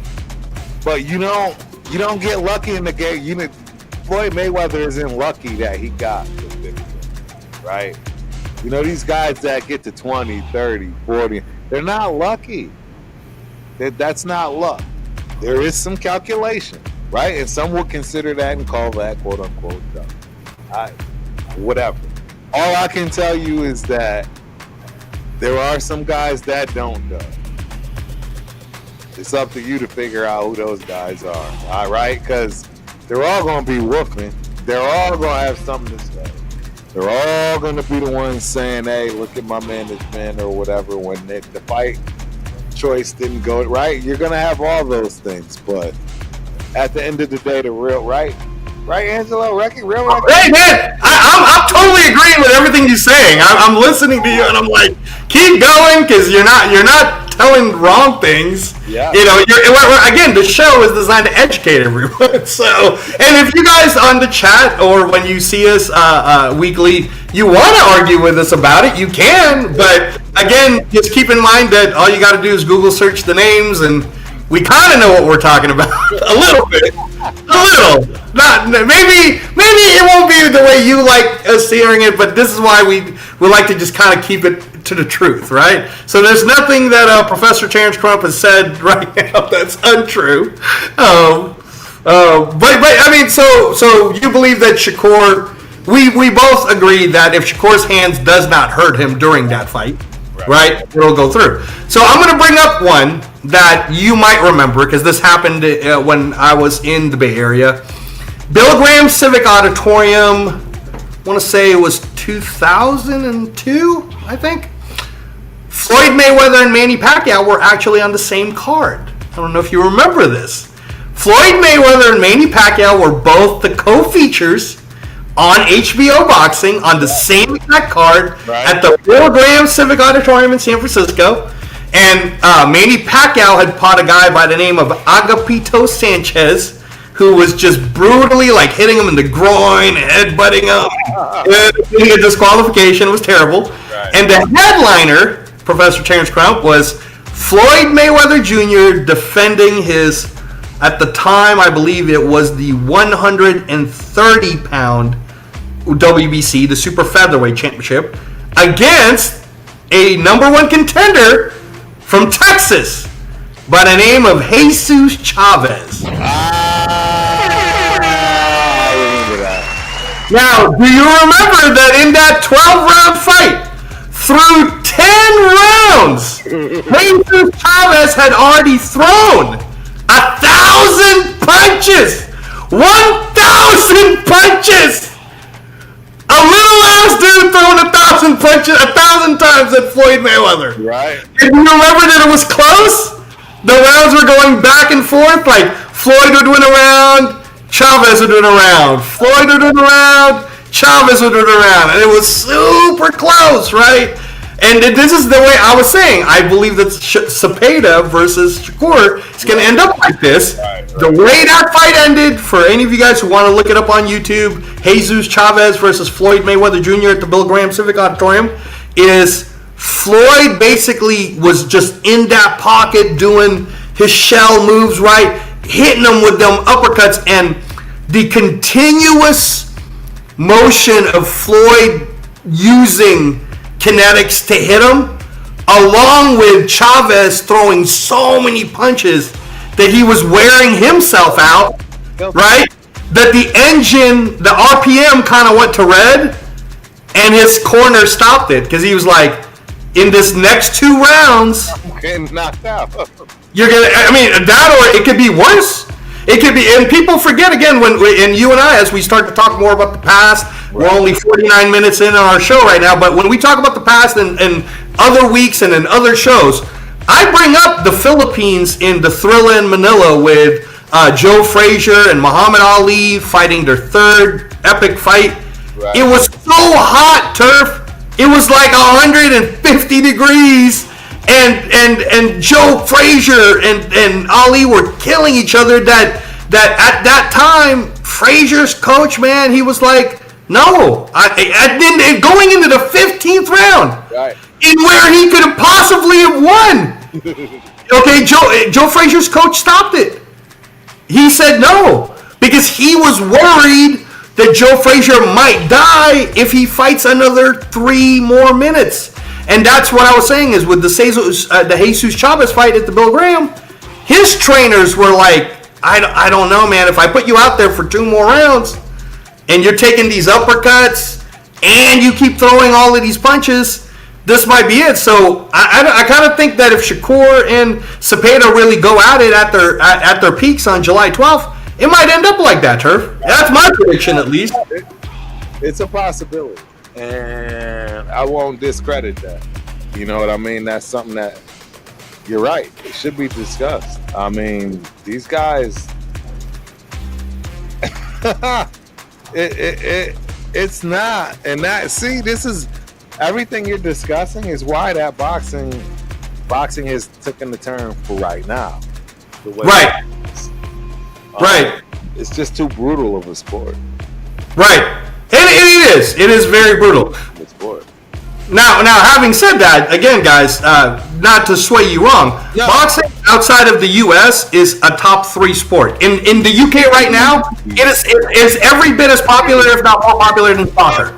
They are literally filling out 90,000, 80,000. Their minimum is 20. Today, in the UK, in Ipswich Stadium, which is where one of the soccer team plays, there were 20,000 people watching the heavyweight title fight in the rain, Turf! In the rain! They had like rain hoods on, raindrops were falling, and they were like cheering it on the whole way, right? Because it's crazy over there. Outside of the US, boxing is treated like the NFL. Doesn't matter if it's raining, snowing, whatever. Crowd comes out, becomes stadium shows. So speaking of this stadium show, we heard earlier this year that they were trying to do one at Allegiant Stadium. Yeah. It ended up not working out because the Chargers are playing the Raiders on that Monday Night Football game, right? But Terence Crawford versus Canelo Alvarez. You know I got to bring it up because that's your boy. And I want to get your take on this because you were there. You paid your hard-earned money to be there for Errol Spence versus Terence Crawford. You were there. You witnessed history. You witnessed it all. He became the what we would call a 2-time undisputed because he was undisputed at 140. And then there's only 3 people that's ever done it. Now in a way, he did it and Usyk did it, right? To be a 2-time undisputed, it's very tough to do. So all credit to Bud Crawford. I got nothing but love for Bud Crawford. But this is where my butts are. Is the whole Terence Crawford Canelo fight? I was kind of like ugh when it was first announced. But I want to hear from a Terence Crawford hardcore fan on. First of all, do you like this fight? Do you like that this fight is happening? Terence Crawford versus Canelo Alvarez. Well, look, this is the problem for Canelo. You're not naturally bigger than Bud. That's not a lie. That's true. I don't think anybody's talking about this stuff. Go ahead and talk about it. I think everybody's just saying what they want to say, that, because of the weight classes, because, Canelo's been holding himself back, quote unquote, however you want to see that. Terence Bud Crawford, I want to say, is taller than Canelo. He is taller than Canelo. He is. I think he's naturally the bigger frame guy. Yes. He's naturally the stronger. God, you're talking about a wrestler. See, that's true. That's true. Go ahead and speak about that wrestling strength, because I know you know about that, especially being a black belt. You want to know who black belts hate the most? You want to know what jiu-jitsu practitioners fear coming through the door the most every day of class? It's an effing wrestler. It's them silverbacks, them strong body.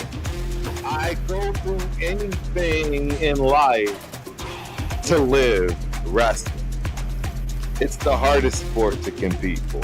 Over boxing. Now you might have something to say from that respect. I'm going to tell you, I don't think I've seen any sport is just gut-wrenching is what you need to do in order to be capable of wrestling and getting a title at Big Ten and Big Ten is kind of big. That's actually, I think the Big Ten is probably the best. Oh yeah, I would agree with you that the grind. I mean, it's just different. See, fucking punches. Yeah, the grind is different. The grind is different. Yeah. Well, I'll definitely say from what, and I'll let you keep going. But what I'll say about wrestling is that the training for it, and they also have to cut weight. The training for it is so gruesome that it's closer to like having to hold your breath underwater type of a training, right?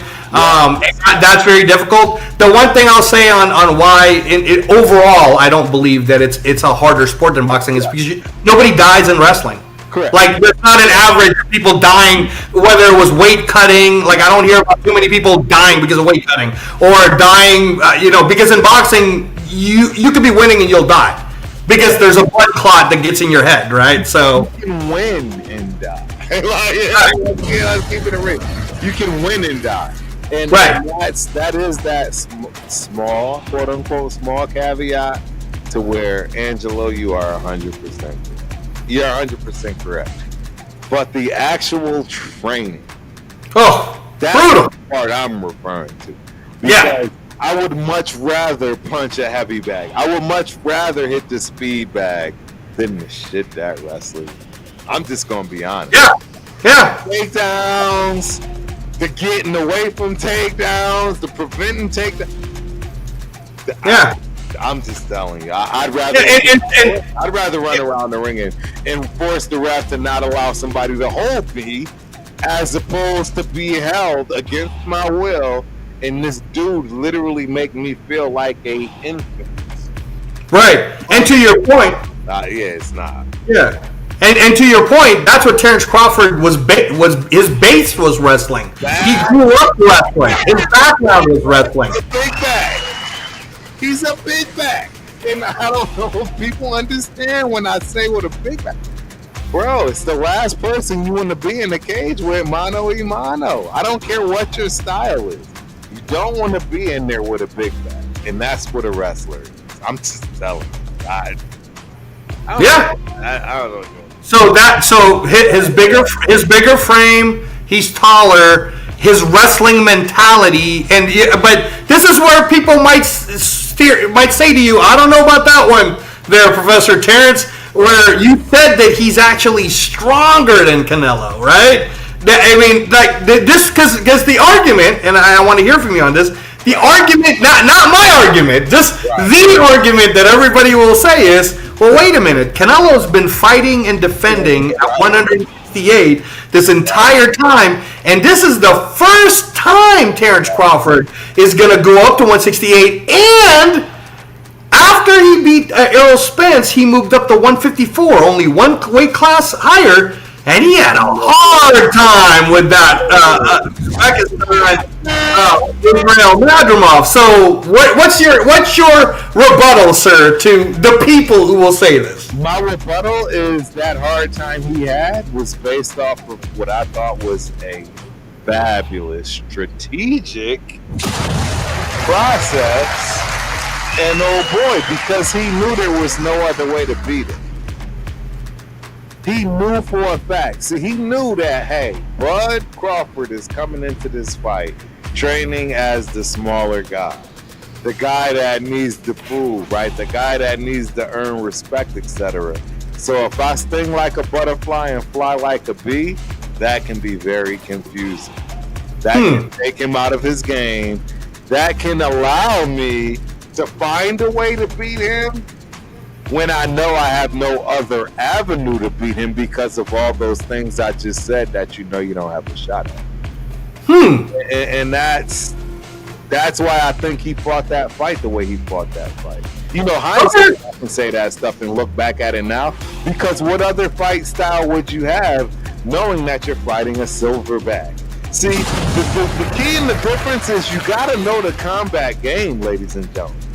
Which is what we're trying to do. We're trying to teach it to him. Right. We're trying to teach it to him. And yeah, if I were to talk to you about being in the BJJ match, but now you're dealing with a judo guy. That screws your whole BJJ game up. I hate to tell you. You see what I'm saying? So I totally understand. I'm talking to them people that don't like. Yeah. When me and Angelo have these conversations, we already been there and done that. Right. Truth. We've been there and done that. We've had. Don't get me wrong. I'm not saying we don't disagree and we don't have heated debates on what style, right? All those things. All that stuff still comes up with us. But the reality is, the basics we all agree on. Right. That's in the combat sports. The basics you agree on. And the bottom line is, if you're in a bad matchup, good luck. And you believe that the Israel Madrimov kind of style that Terence had to fight for the first time moving up to 147, he was kind of like, you know what, man, I'm not gonna get headbutted today. I'm not gonna let this person, like, he's weird, he's wonky, so I'm gonna do what I need to do to win. But I'm not about to take no chances in a fight like this, right? Because it wasn't the same as, and I bring this up because you know, I not only do I respect Terence Crawford, but for the people who have not Google searched yet, I was with Terence Crawford at the top rank during the top rank times when he was just growing up, and he was fighting people like Brettis Prescott. Really nice kid, very charming, like, you know, like very Omaha, Nebraska, like good old kid, right? Like, this is just a good kid. So anyhow, when he fought Sean Porter, and Sean Porter, I remember from the amateurs, and Sean Porter always had kind of that grimy, grinding style. And you remember in that fight with Sean Porter and Terence Crawford, his coach was like, "Bro, you're behind," and Terence Crawford was like, "I'm behind." and what did Terence Crawford do? He came into the next round and he scored the knockout, right? It seemed like he didn't want to do that with Madrimov. And that's where a lot of the people who are going to say, I don't know if his weight can carry. Because he did it with Sean Porter, but he didn't want to do it with Israel Madrimov. So now, when someone who's an expert like yourself says, you guys don't understand, Terence Crawford got that wrestling body. He's got that wrestling muscle, not just mentally, but physically. So I don't think he's going to be stronger than Canelo. It's a hard pitch just because, again, visually, they're thinking Canelo is, I mean, come on, man. Canelo got popped for steroids. You know what I'm saying? Like, Canelo's a big dude. So how do you see it? How do you see Terence Crawford beating Canelo? Like, how do you see that style matchup? So to be honest,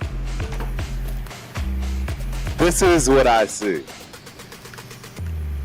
I see this fight not going the distance. And I know that. What? Huge. Because the reality is, in my opinion, Terence Bud Crawford is Floyd Mayweather-esque. Okay. How he's going to box. Okay. But he's never ever been able to, in his entire career, shake the ability to not have to have some get back. We all understand and know what I mean by that get back. He's gonna risk it all to get that get back. And I have a feeling that he's going to have a lot of that get back in this fight. he's going to have a lot of scenarios to where Canelo is going to make him feel that get back. Because Canelo can cut off the ring. Canelo can do the things that, you know, in this, let's keep it a beam. Canelo has to bring his A game now. Don't slight me with, you know what I mean, if Canelo comes through and he just comes through for the check. Because if he comes through for the check, it's going to be a boring fight. Nobody's going to, there is going to be no excitement. Right. To be honest. Then all that stuff goes out the window.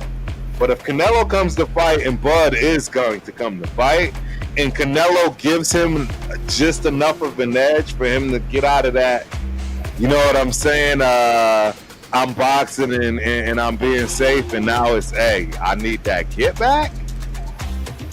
I think you could potentially see one of the best fights of all time. Really? Wow, man, that's a lot. And this is where, again, this is where when you and I are on this is where I'm concerned. My personal opinion on when they announced it, I'm concerned that this is a fight in where you have Terence Crawford, who was the undisputed champion after beating Errol Spence in 2023, and rather than the American media love him and gravitate towards him and let him be courtside to games the way Floyd Mayweather was doing it, and let him show up, like, he just kind of went away. You know what I mean? Like, he was just like, it wasn't embraced. He wasn't embraced the same way Deontay Wilder was embraced. And Deontay Wilder only won one belt, right? When Deontay Wilder won the WBC belt, everybody was like, wow, Terence Crawford won all 4 bouts. He's the undisputed champion. And in that span of 12 months, like, he didn't get more famous. You know what I'm saying, Professor Terence? He didn't get more famous. So it concerns me that arguably the most popular current undisputed champion, however you want to say it, right now in 2025 is Canelo Alvarez. Yeah. Arguably, I would argue to say that we can put Canelo Alvarez in any part of the world. We could put him in a UK fight, and he would help sell a stadium. We could put him in Japan, and he would sell a Tokyo Dome. Kind of like a Mike Tyson. Like, I'm talking about popularity, guys. So Marcus Banks and Chewy, like, don't come at it. I'm not comparing skill set. I'm saying popularity-wise. There's no argument, right? There's no argument that Canelo can fill out a stadium, whether it's Mexico, Australia. He is popular, like regular popular. Shedeur Sanders popular. Okay. All right. Okay. So since he is, and Terence Crawford is not, is the motivation for Terence Crawford to do this to get paid? Like, because no one asked for it. No one asked for it in the boxing world. Motivation for this is to show that he's... So this is how I look at it. This is the other reason why I think he wants to stop it.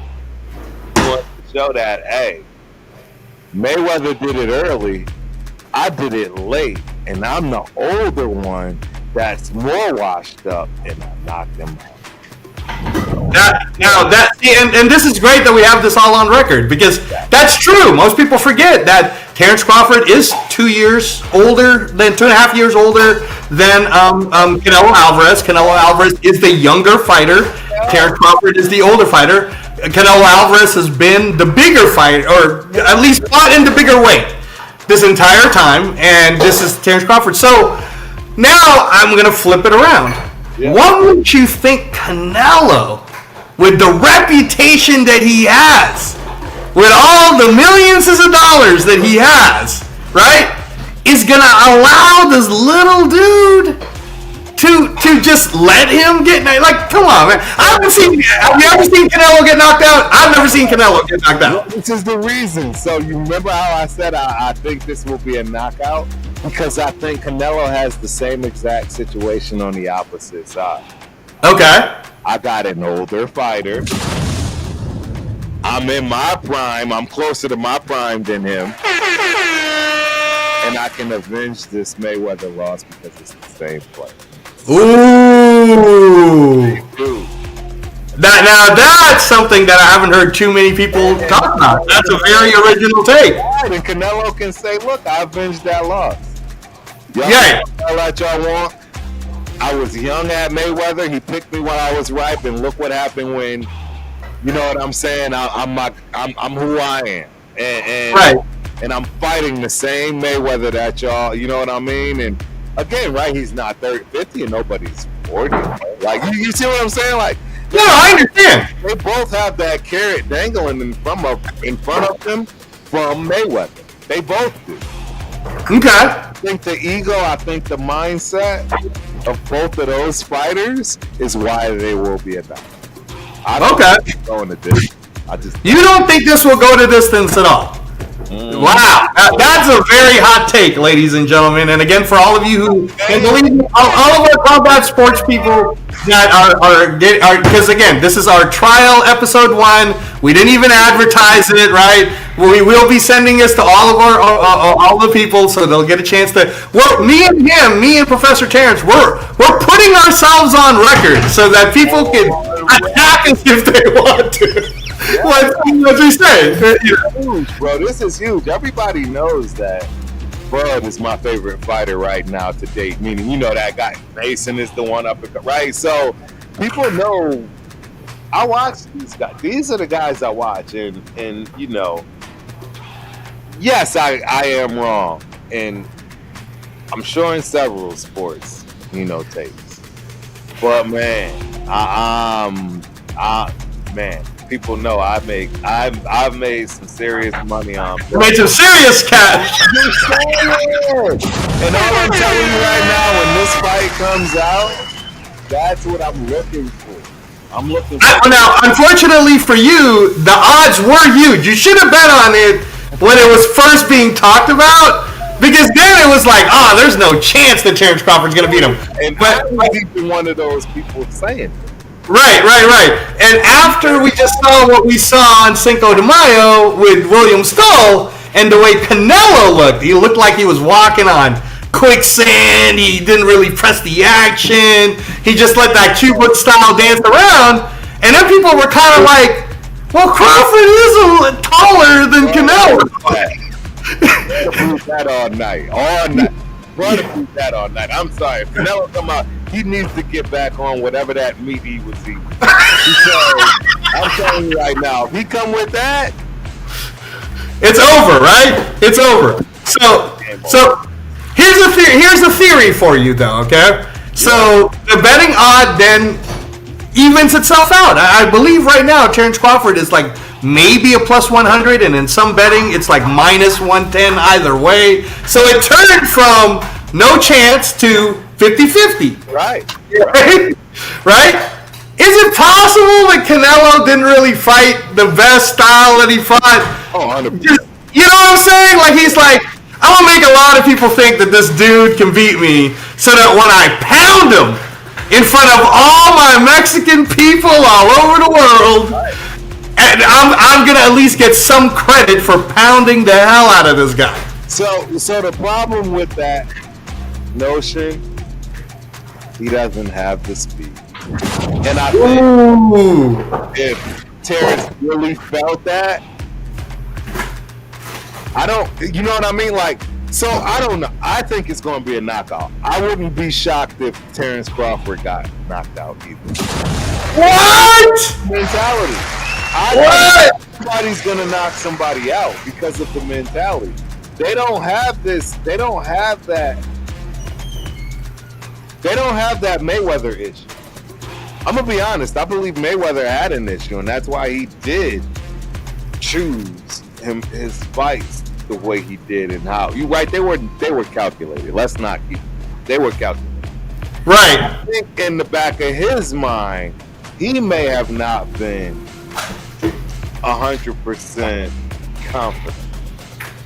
He'll never tell us that. Why would he? I wouldn't tell us that. I wouldn't tell you that in a million years.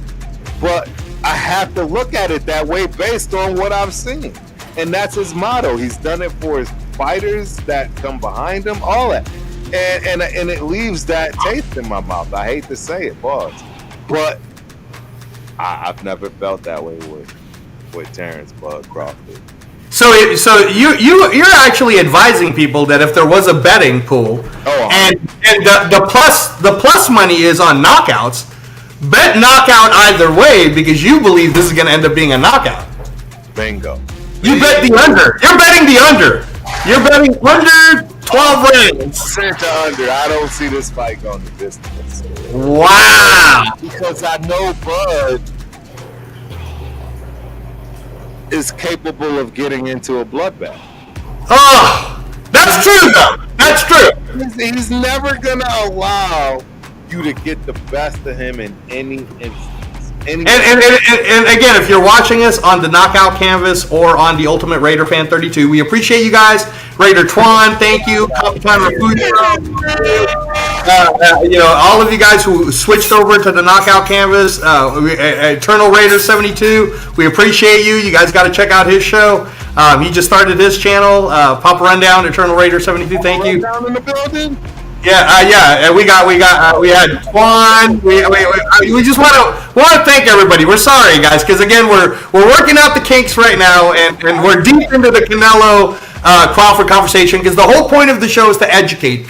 We're trying to educate everyone into why you want to watch the combat sports. So you're saying to bet the under on two fighters that in their entire careers have never been knocked out. Terence Bud Crawford has never been knocked out. Canelo Alvarez has never been knocked out. And yet, Professor Terence Crump is saying if you could bet the under, you bet the under on this fight. And that's really the question to the answer. Who do you think actually will get knocked out? Actually, right? And that's I'm going with the big back. I'm going with the big back. I don't know. I'm going with the big back. I'm going with the wrestler, man. I'm going with the guy that he's just got the better track record with this mentality. Okay. All right. I totally understand. I'll wrap it in a bow for you because what's wrong with you? God. Yes, and you're a fan. There's plenty of people that will agree with you because there's plenty of people who are definitely deep into the boxing culture, in the boxing world, who are boxing aficionados who will agree with you. Oh yeah, Terence Crawford, he's great. The pushback again from either casuals or your Stephen A. Smiths who barely watches boxing, which is one of the reasons why I hate it when they try to talk about it because it's like, but you don't even know who the top people are. Like, can you name the 20 American world champions that we have right now? Like, you know what I'm saying? Like, I would like whoever to report. I miss Max Kellerman. Let me just say that. I miss Max Kellerman. Because Max Kellerman at least, right, is someone who, who does this, right? Okay, so again, all respect to Stephen A. Smith, by the way. You're awesome on all the other sports. That's fine, and basketball is really your thing. So keep that up. But yeah, when it comes to the boxing, it's hard for me to see someone like Canelo Alvarez, who in his entire career has been elusive enough to never have been knocked out by Gennady Golovkin, who arguably could be the greatest middleweight next to Monzon and Hagler. He didn't get knocked out by Dimitri Bivol, right, who's bigger than him, 175, right? So I'm trying to picture, is Terence Crawford stronger than Golovkin? Is Terence Crawford stronger than Bivol, right? And none of these guys can knock him out, right? I don't know if Terence Crawford is stronger than Berlanga. And I'm not trying to knock on it. I'm just talking about strength and size. No, you're right. You're right. It's not that's going to get him. It's going to be the speed. The speed. Okay. All right. So I've never seen, and this is where it is, and with Terence Crawford, I've never seen him have. He's got good timing. Right? Explosive when he gets you in his timing shots. Very explosive. Great finisher. These are all things we can say about Terence Bud Crawford, right? Okay. So, but I've never seen him when you say speed. To me, he's not Manny Pacquiao speed. You know what I'm saying? Like he's not. He is to Canelo. Okay. In comparison, you're saying. Yeah, he is to Canelo. In comparison. And okay. That's why I say exactly this fight you're looking at on my chest is the one that gives you that speed. Meaning that's what's very possible to see. That Canelo is. I mean, who has Canelo had that actually was willing to throw punches with speed and actually do it? Name anybody that survived, right? Was willing to do it. When they felt that heat from Canelo, what'd they do? They backed up. That's true. Bud ain't doing that. It's against his DNA. He will allow himself to be knocked out, especially this fight more than any other fight, because he knows this is the last hurrah. It's it. There's no other fight on the planet, including Jerome Boots Ennis, that makes any sense where he'll get a bag. Right. This is the bag fight. This is the money fight. There's no other fight. Bro, think about it. There is literally no other fight. There's no other fight. Name one. No. I mean, hey, look. I took 15 minutes of this time talking about how Canelo's like global popular, right? And if Terence Crawford were to beat Canelo, he would become global popular because his name would show up to the Mayweather. Now you're going, well, Mayweather beat him, but then so did Terence Crawford. And then people will argue, and when Terence Crawford beat Canelo, Canelo was better. Right. Because when Floyd got Canelo, it was early in his career. He was still right. Still wet. And again, I'm talking about what other people will say. So before you go attacking me, Marcus Banks, for saying that, I'm talking about the general public because I will defend Floyd to the end. Right. All right, having had a chance to learn from Roger Mayweather and being at that gym and training fighters at the Mayweather gym here in Las Vegas, I'm not gonna bite the hand. You know what I'm saying? Like Floyd Mayweather to me is amazing, right? Him and Manny Pacquiao to me are equally great. Like I've never seen two people train the way they've trained. They totally like blows your mind how amazing these two are. And the way Floyd destroyed Canelo was like how a little kid gets destroyed in basketball. How a father would beat their son in a basketball game. No, and nobody. That pains me. That I don't think Floyd got the credit he deserved for that. Oh, not at all. He was old, Turf. I'm just saying. If we're talking about the Floyd Mayweather that fought De La Hoya when he was younger, and he fought Canelo, I think he'd have knocked Canelo out. Knocked him clean. You see what I'm saying? Like, you're absolutely right. He doesn't get the credit because he was already old. His style had already kind of changed because of the hands. He started working with his father more so than Roger at that time. So, but the master class that he put together, if you guys want to understand what hit and can't get hit looks like, and boxing. Yes. Watch Canelo versus Floyd because Canelo was 23 years old. He was undefeated. Everybody thought Canelo actually had a solid chance, and it's like Michael Jordan-esque, like Michael Jordan playing them kids. You know what I mean? So yeah, but again, I bring it back because it's so shocking to me that you're making such a bold statement that not only should you bet under 12 rounds on this particular fight, but two people who have never been knocked out, you're saying one of them for sure is going to get knocked out, and you're picking the smaller guy to most people's eyes. You're picking the guy that's having to move up 3 weight classes, right? If you're right, bro, like, believe me, you're going to be king that we have this recording. Right. Okay. If this happens. So now, having said that, Turf, I do want to throw out a little history. My comparison to Canelo Crawford is if you're older, like Big Daddy Jose, who's a great friend of ours, and he's a huge Raider fan, and he loves boxing. He calls me up. We talk boxing all the time. Love you, Big Daddy Jose. Shout out to you. If you're in his age group, Now, if you're in his age group, then you would remember a super fight that happened between Jose Montequilla Napoles and Carlos Monzon back in the day. Oh yeah. Napoles Monzon, because Jose Napoles was the 147 undisputed champion at the time.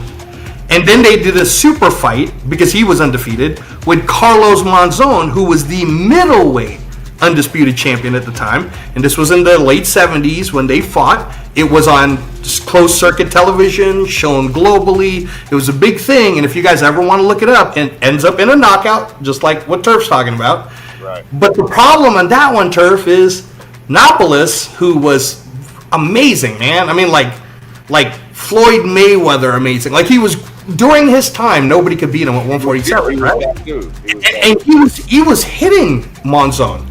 And he was boxing Monzon, and he was doing everything Napoles could do to Monzon. And eventually, bro, that size and that strength wore him down. No. Those jabs hit different, right? When you've been fighting in the bigger weight class, right, your jabs and your rights and your hooks are all different. They feel different. And again, I'm not saying Bud's not tough, because like you're saying, he's the wrestling guy, right? He's got that tough mentality, right? He's no punk. I'm not saying he can't take it. Right. I'm just saying I don't know yet, because I haven't seen it. Absolutely. Right? So my thing is this. What I've seen in him versus what I've seen in Canelo is why I think. Okay. That's the rub for me. Because right? otherwise, I would just take the safe route and just say it's going to be a decision for Bud. Okay. Now here's my other one for you that you will like. Yeah. You know that both. I mean, it's hard to argue with and any of you guys, when we start to do the show consistently on a weekly basis, sometimes we'll do open forums where we'll let you come in and try to argue with me and good old Professor Terence and see if you can put out your factual points. But we will bring up a lot of history and a lot of actual facts that happened when we do historical references. So the way you're sounding, to me, it sounds like you're, and I'm not going to say that you're doing this. I'm saying sounds like that you're putting Terence Crawford in this light of how he moved up in weight, right? Let's not forget that Terence Crawford started at 135. He won the world title at 35. He moves up to 140, becomes undisputed, moves up to 147, becomes undisputed, goes to 154, wins the WBA world title at 54, and now he's going to fight at 168. So that's a pretty big climb up.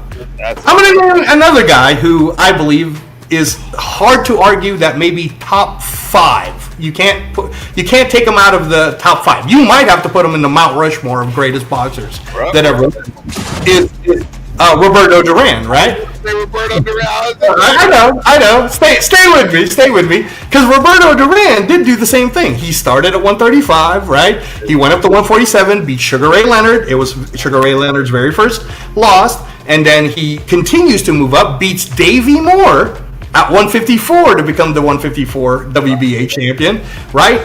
Moves up to 160 and fights Hagler, takes him to a decision. Moves back down to 154, fights Tommy Hearns. Gets knocked out, but he's still, man, you got to give it up to the man. Like, he's fighting everybody, right? So Roberto Duran, people forget that Roberto Duran, one of his last and greatest accomplishments is Iran Barkley, who knocks out Tommy Hearns. Right. For the 100, it was the WBO. It was the definitely the 160-pound championship. Knocks out Tommy Hearns. Iran Barkley's like, I'm gonna defend it. He defends it against Roberto Duran, who beats him. Turf. Right. Roberto Duran beats him in a 15-round fight. Right. So now that's all I'm saying is the way you're making Terence Crawford sound. Right. You're kind of saying that Terence Crawford's in the same trajectory, that he's Roberto Duran-esque, and should he do this? Right. Do we now? I mean, like, because you're making it sound like, are we going to start talking to Terence Crawford as top 5? Because I mean, he's tough, right? I'll be honest. He's my top 5 because I'm biased. But these are the reasons why I think he will become top 5 just across the board in general. And I think he shows it. I I don't think there's more of a fighter with that ability that's willing to go out and show it. I don't think you'll ever see. I don't think he took that fight with old boy safe. I don't think he changed his game plan at all, which was the reason why he didn't have a better outing. I think Bud came into that fight with a game plan, regardless of what the other guy was going to do, and stuck to it. And the reality was that they thought he'd bang more and get caught more. But he danced and boxed the whole fight. And if you have two disciplined fighters, that's what you're going to see. Those are going to be the results. Right. So right. Again, if Canelo comes in and he's the one that's unwilling, well, we're gonna see a boxing clinic, and it shouldn't look well for Canelo. Right. Well, we're going to find out, ladies and gentlemen. We'll talk about this more as it gets closer. It is scheduled for September 13th, Friday. They're talking about pushing it on Saturday. So that will be happening in September. Canelo versus Terence Crawford. And hopefully the American media actually does their job and pushes this fight, unlike in the global media. So as we're getting closer to the end now, and we've been talking for a bit, right? Actually, just so that you guys know, again, we the reason why we started the channel is we want to further educate everyone in a positive light of understanding how to watch boxing in the United States, and also how to watch combat sports in general. And we'll be bringing up a lot of different topics. There is a fight that is happening that I'm staying up for, Turf. 1:30 in the morning. Junto Nakatani of Japan. Pound for pound number 7. Might be our current Manny Pacquiao of this time right now. He's fighting at 1:30 in the morning on ESPN Plus if you guys want to watch it for free. That's 1:30 a.m. Pacific time. Right, and if you want to get the replay of it, just follow me at Reyes Boxing on Instagram, or follow the Knockout Canvas on Instagram, and we'll make sure we get it to you guys. Junto Nakatani, Turf. I'm sure you'll watch the replay once you wake up in the morning and whatnot. Any thoughts on that guy at all? Because he's fighting later. A monster. I mean, the big fight is supposed to be between him and Inoue. And Inoue, who just fought here in Vegas, is a monster, for sure. They're both monsters. That's a pay-per-view. Well, what's going to shock you is it's going to be in the Tokyo Dome. It's already scheduled for next year, May, in the Tokyo Dome, 60,000, and they're talking about it not being pay-per-view. Right, you got to stay up till like 2 in the morning to watch it. Right. You know what I mean? But it's a pay-per-view-esque fight. Yeah. And this is all we're saying about how it's free. You're watching these pound for pound fighters right now for free. You just saw Abdullah Mason tonight, who you will see in the pound for pound list soon, for free. Yeah, Abdullah Mason for free, right? So. Again, we're trying to just educate you so that you don't complain about the fact that it's not accessible. It's very accessible. You could watch it for free, and not only that, even the ones that you did have to pay for on pay-per-view, you could all watch it for free on YouTube right now. We can send them to you. Any fights that you missed this year or last year, we're more than happy to send it to you. They're all for free. You could go to ringmagazine.com. You could go to Ring Magazine YouTube. There's so many, DAZN YouTube. There's so many different streaming now that you can catch up to the very fights that me and Professor Terence Crump have been watching. Now, tell me, do you think that before we close on our next show, is Mr. Rabadi going to be able to join us? What do you think? Nibs. I don't know. We'll find out, man. I hope so. It'll be nice. As we do this on a weekly basis, guys, and again, this is just our first episode of us having fun with it. We'll be bringing in different people that you guys might be surprised on who it could be. And also, guys, as you get to know me and Professor Terence Crump and what our backgrounds are and what we actually did. But with that said, the Canelo Crawford conversation was fun. So the last point, and then we're out of here, is Manny Pacquiao is coming back. But he's doing it for all of us in the 50-year-old range.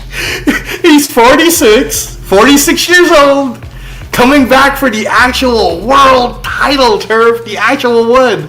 He's fighting Mario Barrios here in Las Vegas, July 19th, Turf.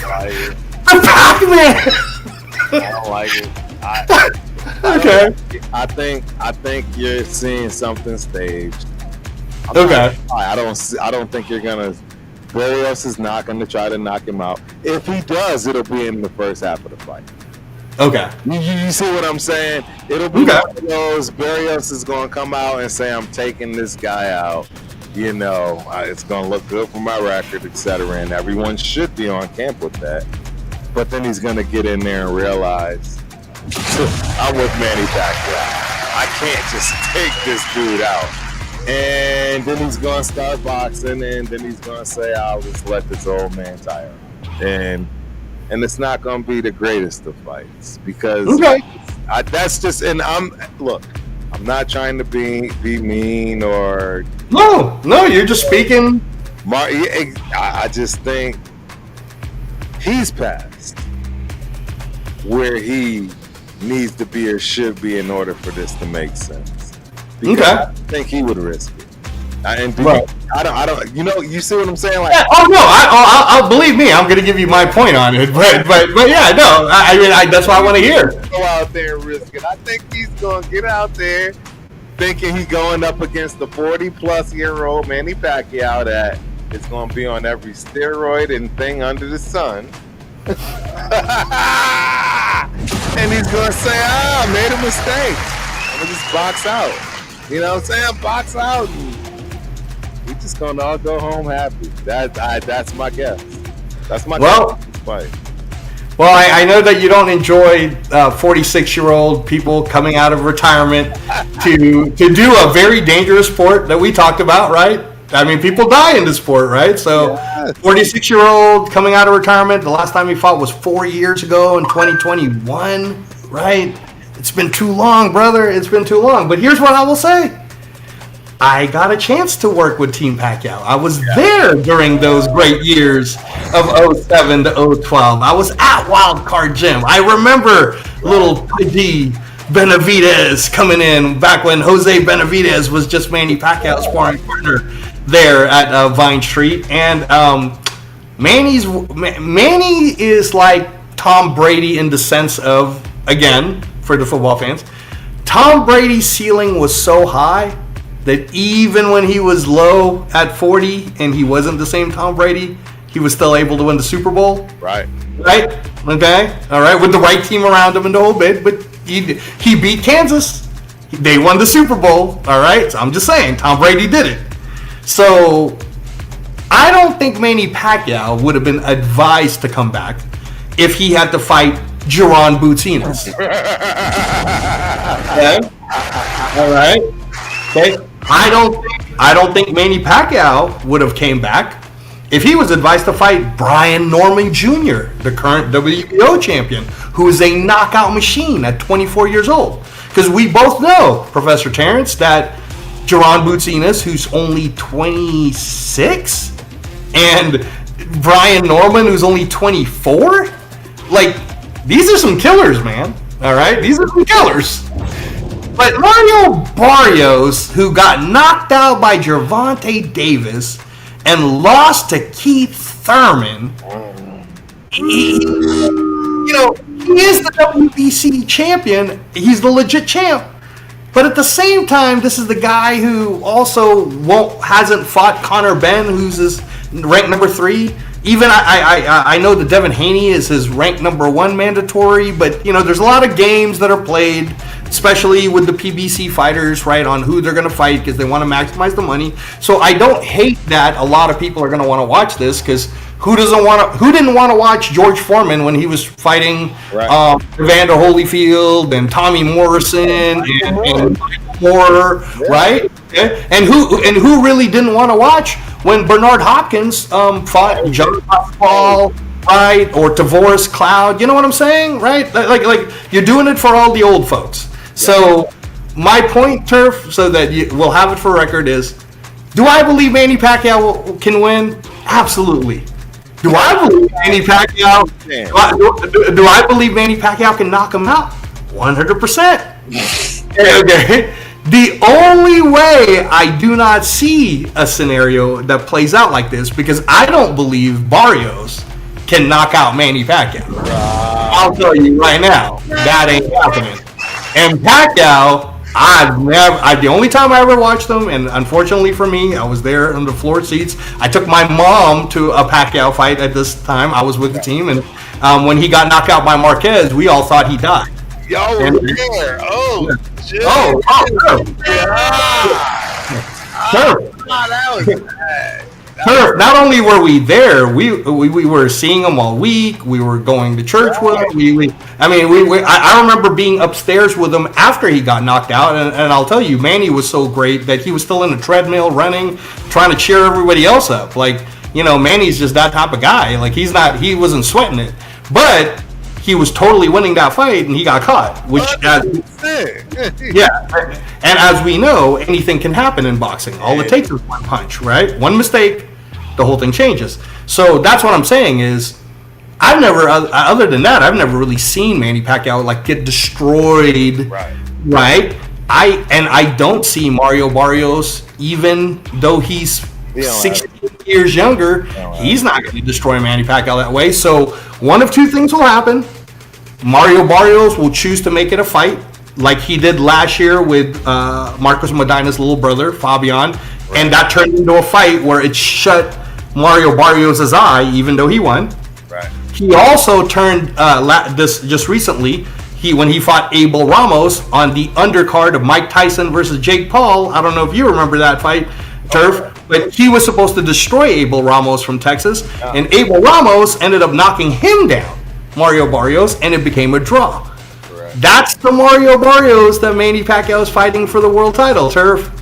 So when you say what you're saying, I just want to counter with Mario Barrios ain't the killer at 147. Point well taken. You're right. All right. Right. So. You're right. So if there's I already advise people that if there's a plus 300 that shows up for Manny Pacquiao, you bet it on Manny Pacquiao. Yeah, all day. Because you never know. I'm on that. I'm on, man. Yeah. So, but that's it. That we could end the show on the fact that we ended with that great episode, Turf. I believe we did it in less than 2 hours. Yeah, we went through a lot, bro. We did a lot. Yeah, and then and we will make this more of a regular thing. We just got to push it out to everyone. Turf, have you decided yet if we're doing this on Wednesday nights? Because I know what you wanted to originally do. Great, man. Wednesday nights will be awesome.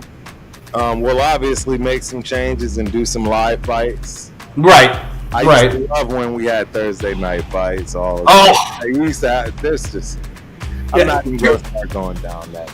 Sure. You remember Tuesday night fights, though, right? Remember? Too, yes. Oh, man. We'll get back. To, when those things come on, we'll come on. Right. But yes, for right now, I think we will be every Wednesday night. I don't want to say a specific time just yet. We're still trying to figure it out. But once we figure that time out, it will be that time moving forward for the longevity. Right. And we hope that you guys, if you get to listen to this on replay when we send it to you, that you enjoyed just the conversation. There's going to be a lot of information being given out. You notice that even though both Professor Terence and myself can get opinionated, our opinions, though, are still within reason of things. We're not giving you crazy stuff. Within reason of debate.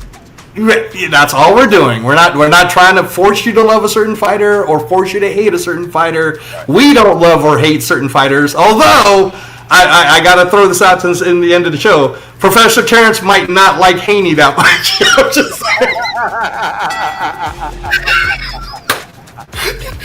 but I'm just saying, we're gonna have that discussion because it's gonna come up. But that if there was a close to hate, Yeah. That might be the one. So, but anyways, anything else to add there, Professor Terence? We out, man. It's a great opening, great premiere, great show, great everything, man. I appreciate you. Thank you so much, Angelo. I just can't wait to continue, man. Yes, sir. Yes, sir. Thank you. Thank you to everybody who gave us their time. Thank you for everyone who joined us on the chat. We appreciate you. We're going to continue to run this on the Ultimate Raider Fan 32 for all of you guys to start coming over. And Wednesday night, check us out. Yes, sir. Peace. We out. See if I can shut